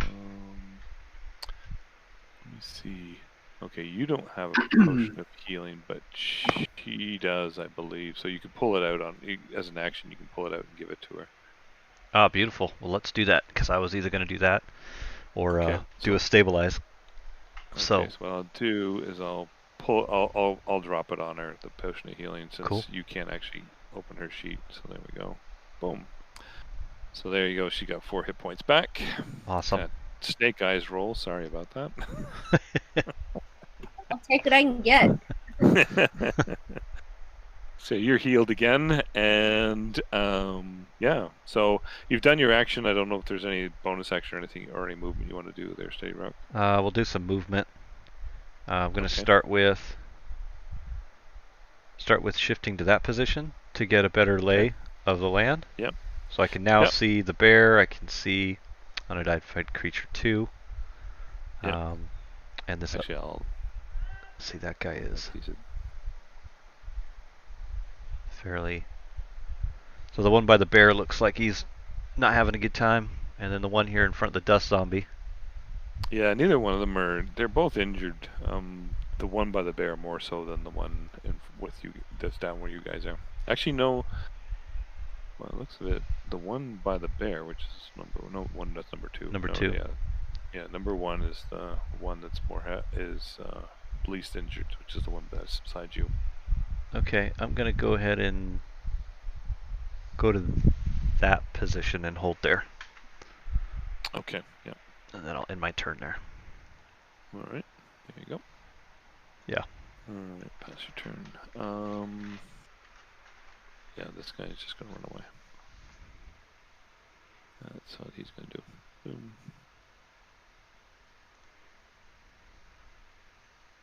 Yep, he's down there. Alright. Zula. So you look as you can see the zombie on this other side of the wall. You can't see the bear that well from where you're at, but you can see the one zombie in front of Latrun. Okay, well then I'll go ahead and do vicious mockery on that one. Okay.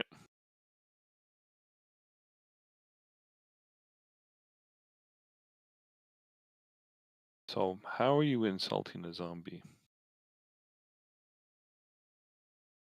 Just, I mean, Your mother was a saying you can do healer. it, but I'm just curious what you're going to say to it to insult it.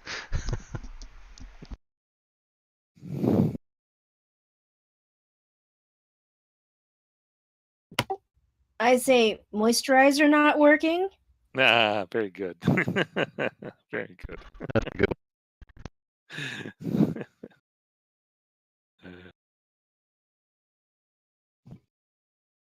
Yeah, fails. Fails miserably.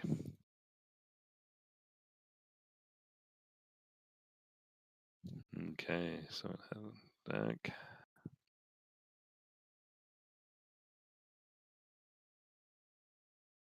Oh, did it already get the effect without me having to put the effect on it?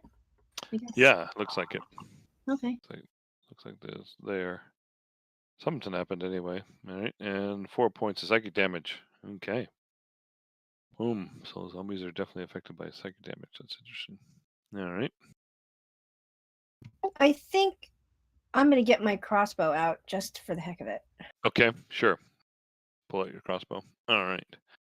I forgot to do this last time, so I'm going to do it this time with a Constitution save. That is enough to remove the poison. So it's no longer poisoned, and it will attack. It'll happily attack that zombie again.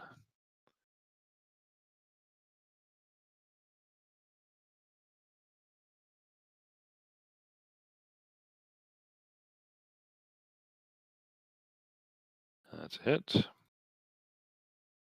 And I think that's one dead zombie. There we go. That zombie is toast. And then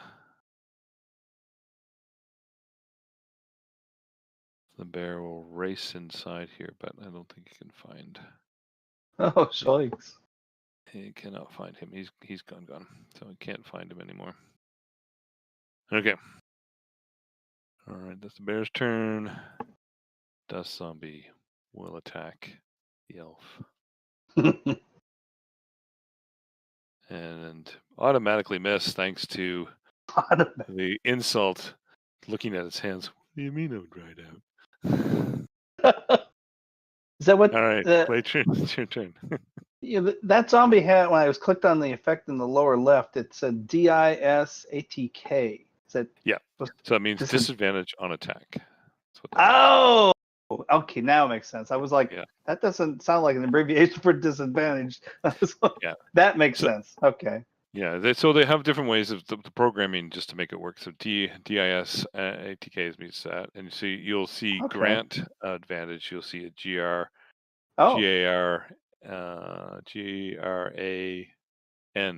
advantage. So for granting advantage. So or grant, Okay. yeah. I'm going to hack at the bastard. Or well, I can put that. Where's my monitor's mark? I might as well move that quick to him. And now we'll slash at him as soon as I get back to the top again. How? That's it. All right.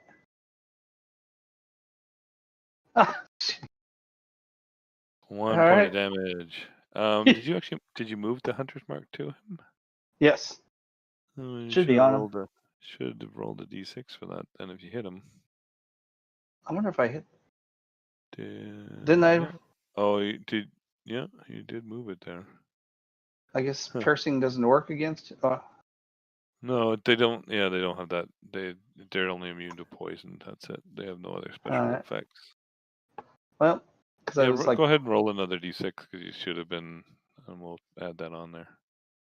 There's no bonus to it, so 5. So. there we go. See, I did. Oh, that's right. It was 4. Okay. Oh, you know why? You know why none of that worked? Because you're not targeting him.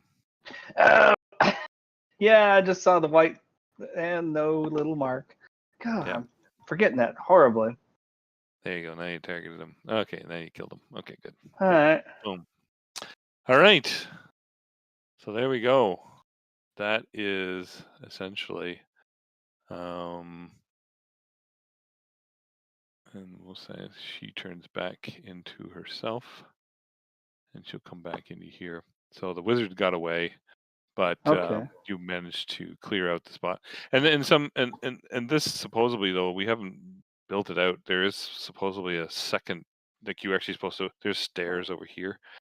Mhm. Let me. I can see the shadow kind of cover Yeah, right over there. in here, like a. Let me just take away the. If I go in here and remove the masks.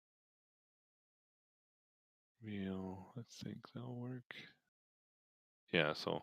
Now Oh, you can I see see the it whole now. thing. Yeah, now you can see the whole thing, right? And the stairs going down there. So, that would mean that you guys would kind of go down after the wizard down the stairs, but that they haven't really, that hasn't been fixed up yet. So, Okay. Nice. yeah. So very good. You managed to get rid of everybody and maintain your lives. Yeah. Healing each other accordingly. So it's just the teamwork that we want to go through that. So good, very good. One of the things I picked up on just in the last 3 or 4 minutes was that in forgetting monk, because I don't personally regularly play monk very often, I forgot that monk, the unarmed strike with the the ability to attack and then also follow up with a secondary attack that is unarmed. The first attack can be a monk weapon, like the spear I'm carrying. Yeah, And exactly. how you're talking about how sometimes you got to adjust things with using the martial arts capability of the monk. It switches the spear from a strength modifier on the attack roll to a dex modifier, which would have changed it from a +2 to a +5. Yeah. So there would have been more opportunity for additional damage on the 1d6 there.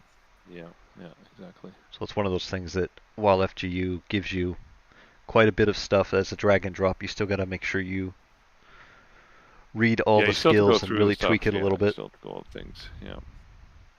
Yeah. Well,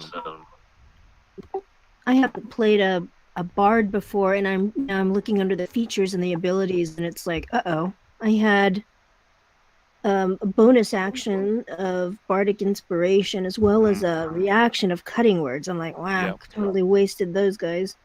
Yeah.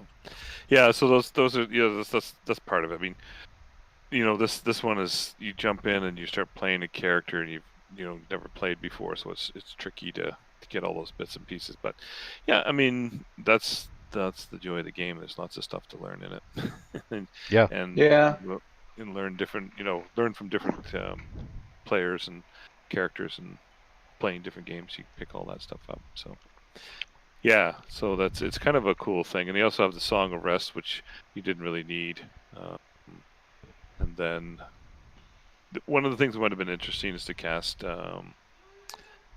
heat metal, because then that's. Yeah, I was going to ask at one point if Amo was wearing metal armor. Yeah, so he had some metal stuff, but he wouldn't be able to hold his weapons, so he would have had to drop his weapons for sure, or try to hang on to him, but then he would be taking damage from him. So those are the kind of things that kind of make it tricky for them. I think he was wearing leather though, as for his armor, but his weapons he would have had to have dropped. Yeah, it was fun though. It was good fun overall. Different makeup, different. It's fun. It is fun playing different character I've never ran before. Yeah, exactly. Never ran anything with a tabaxi before, for one. Yeah. So that's the other thing. Did we actually add? Well, it should be there in the claw attack, right? That's the same as the Yeah. So you and yeah, I think that's why the 2 points of damage are in there for that. Yep. Yeah, for the claws. And then in the wording, I see that it changes it to slashing damage versus the bludgeoning that you would normally do. Yes. So that exactly. would be So that would be yet another little adjustment to make. Yeah. Yeah. Exactly. Yeah. That. And then it's for the spear. That's a good point. That the spear is actually dex damage. So yeah, and that's the thing is that when you put them in and when you're building these out, it's those are things that can be missed. It's just that you have to go in and you have to do it manually because it's not going to do that for you as a as a function of the programming. Yeah. Because it's a little much.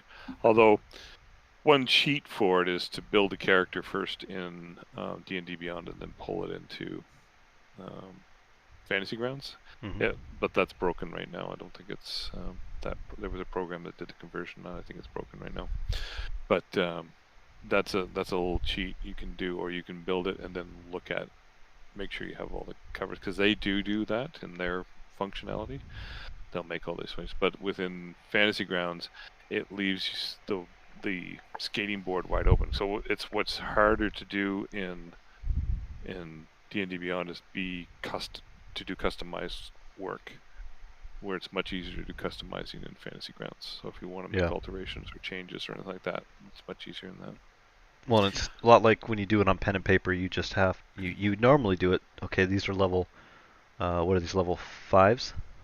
Level 3s, These I are think. threes, yeah. So you do your level 1. You've built your character. You level up to level 2. You make those adjustments on those 2 or 3 things you gain. At level 3, you make your choices. Yeah. And you do those, and just like you would do on paper, you got to make your adjustments across your page. You do the same thing in this. That's what I've been learning with all that conversion for the level 13 guys. Oh yeah. Is I tried to just duplicate what was on paper directly into it, and that was a nightmare because I didn't. The races they're playing with and the classes and how they're mixing together. Yeah, exactly. Especially with multi-class, there's a bard, sorcerer, warlock all in one. Yeah. Oh yeah, that'd be tough. Really messes with a whole lot of stuff. It does. Yeah, so you almost have to do it in order of how they got that. So if they were, when they got the warlock, when they got the like if they started off as sorcerer, when did they change the warlock? When did they use bard? Like any of those 3 steps, when did they actually get it? So then you make the adjustments according to that. Yep. Exactly. Well, thank you very much, guys, for coming out and thank you for running it. Appreciate it. Yeah, thank you so much for going so far over time for us. Oh, no problem. Oh, yeah. I mean, made for a good Friday night. Yeah, exactly. So, and if people are, I'm game to hang out and do it as long as people need to, because the idea is to try to learn and develop from it. So. All right. Yeah, definitely. Yeah. And thank you for letting me join late. Oh, no problem. No, we ended up holding the whole thing because half the people were in that class, and then only you actually made it out of it. There was 3 of it. It would have been actually 6 people playing, so there would have been a little bit more action. Because I would have had more enemies for you. Yeah, because it scaled according to how many people were there. But the other 2 didn't make it, so that's fine. It all worked out. Oh yeah, I definitely learned a lot. Yeah. Yeah, I picked up on a couple of things that I hadn't even been doing. I've been just playing a cleric, the dwarf cleric, for the last 2 years on pugs. So it's that one I know very well, but definitely picked up some other things that I wasn't doing. Yeah. Did you have a question there? Yeah, quick question. One of my players really likes rolling manually. I know you can set manual dice roll, but if she enters, when she has the box that appears where she enters the die roll, she has to add all of the modifiers and extra herself, right? So that's like she has to enter the total with everything added. Yeah, so manual die. So I just turned it on here. So go ahead and roll a die and put a number in, because because it doesn't really. Yeah, you end up having to do all that math. I don't see how it could do it without it. I haven't really done this. I know that people have done it, but I personally haven't done it. I'm not seeing the roll button. Isn't it supposed to be at the top of the chat box? Yeah, it should be. No. Oh yeah, there's rolls right there. Do you not see it on top of there? The rolls. I don't see. I turned it. You have to turn it on for yourself, right? Oh, that's right. Sorry. Yeah, Yeah. once the GM enables it. Yeah.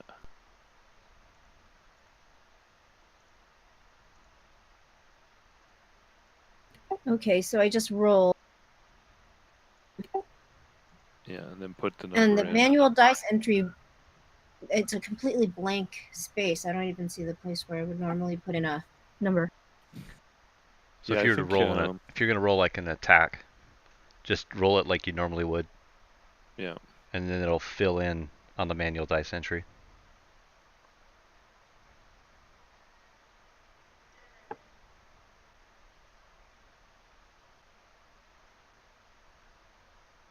Yeah, I don't.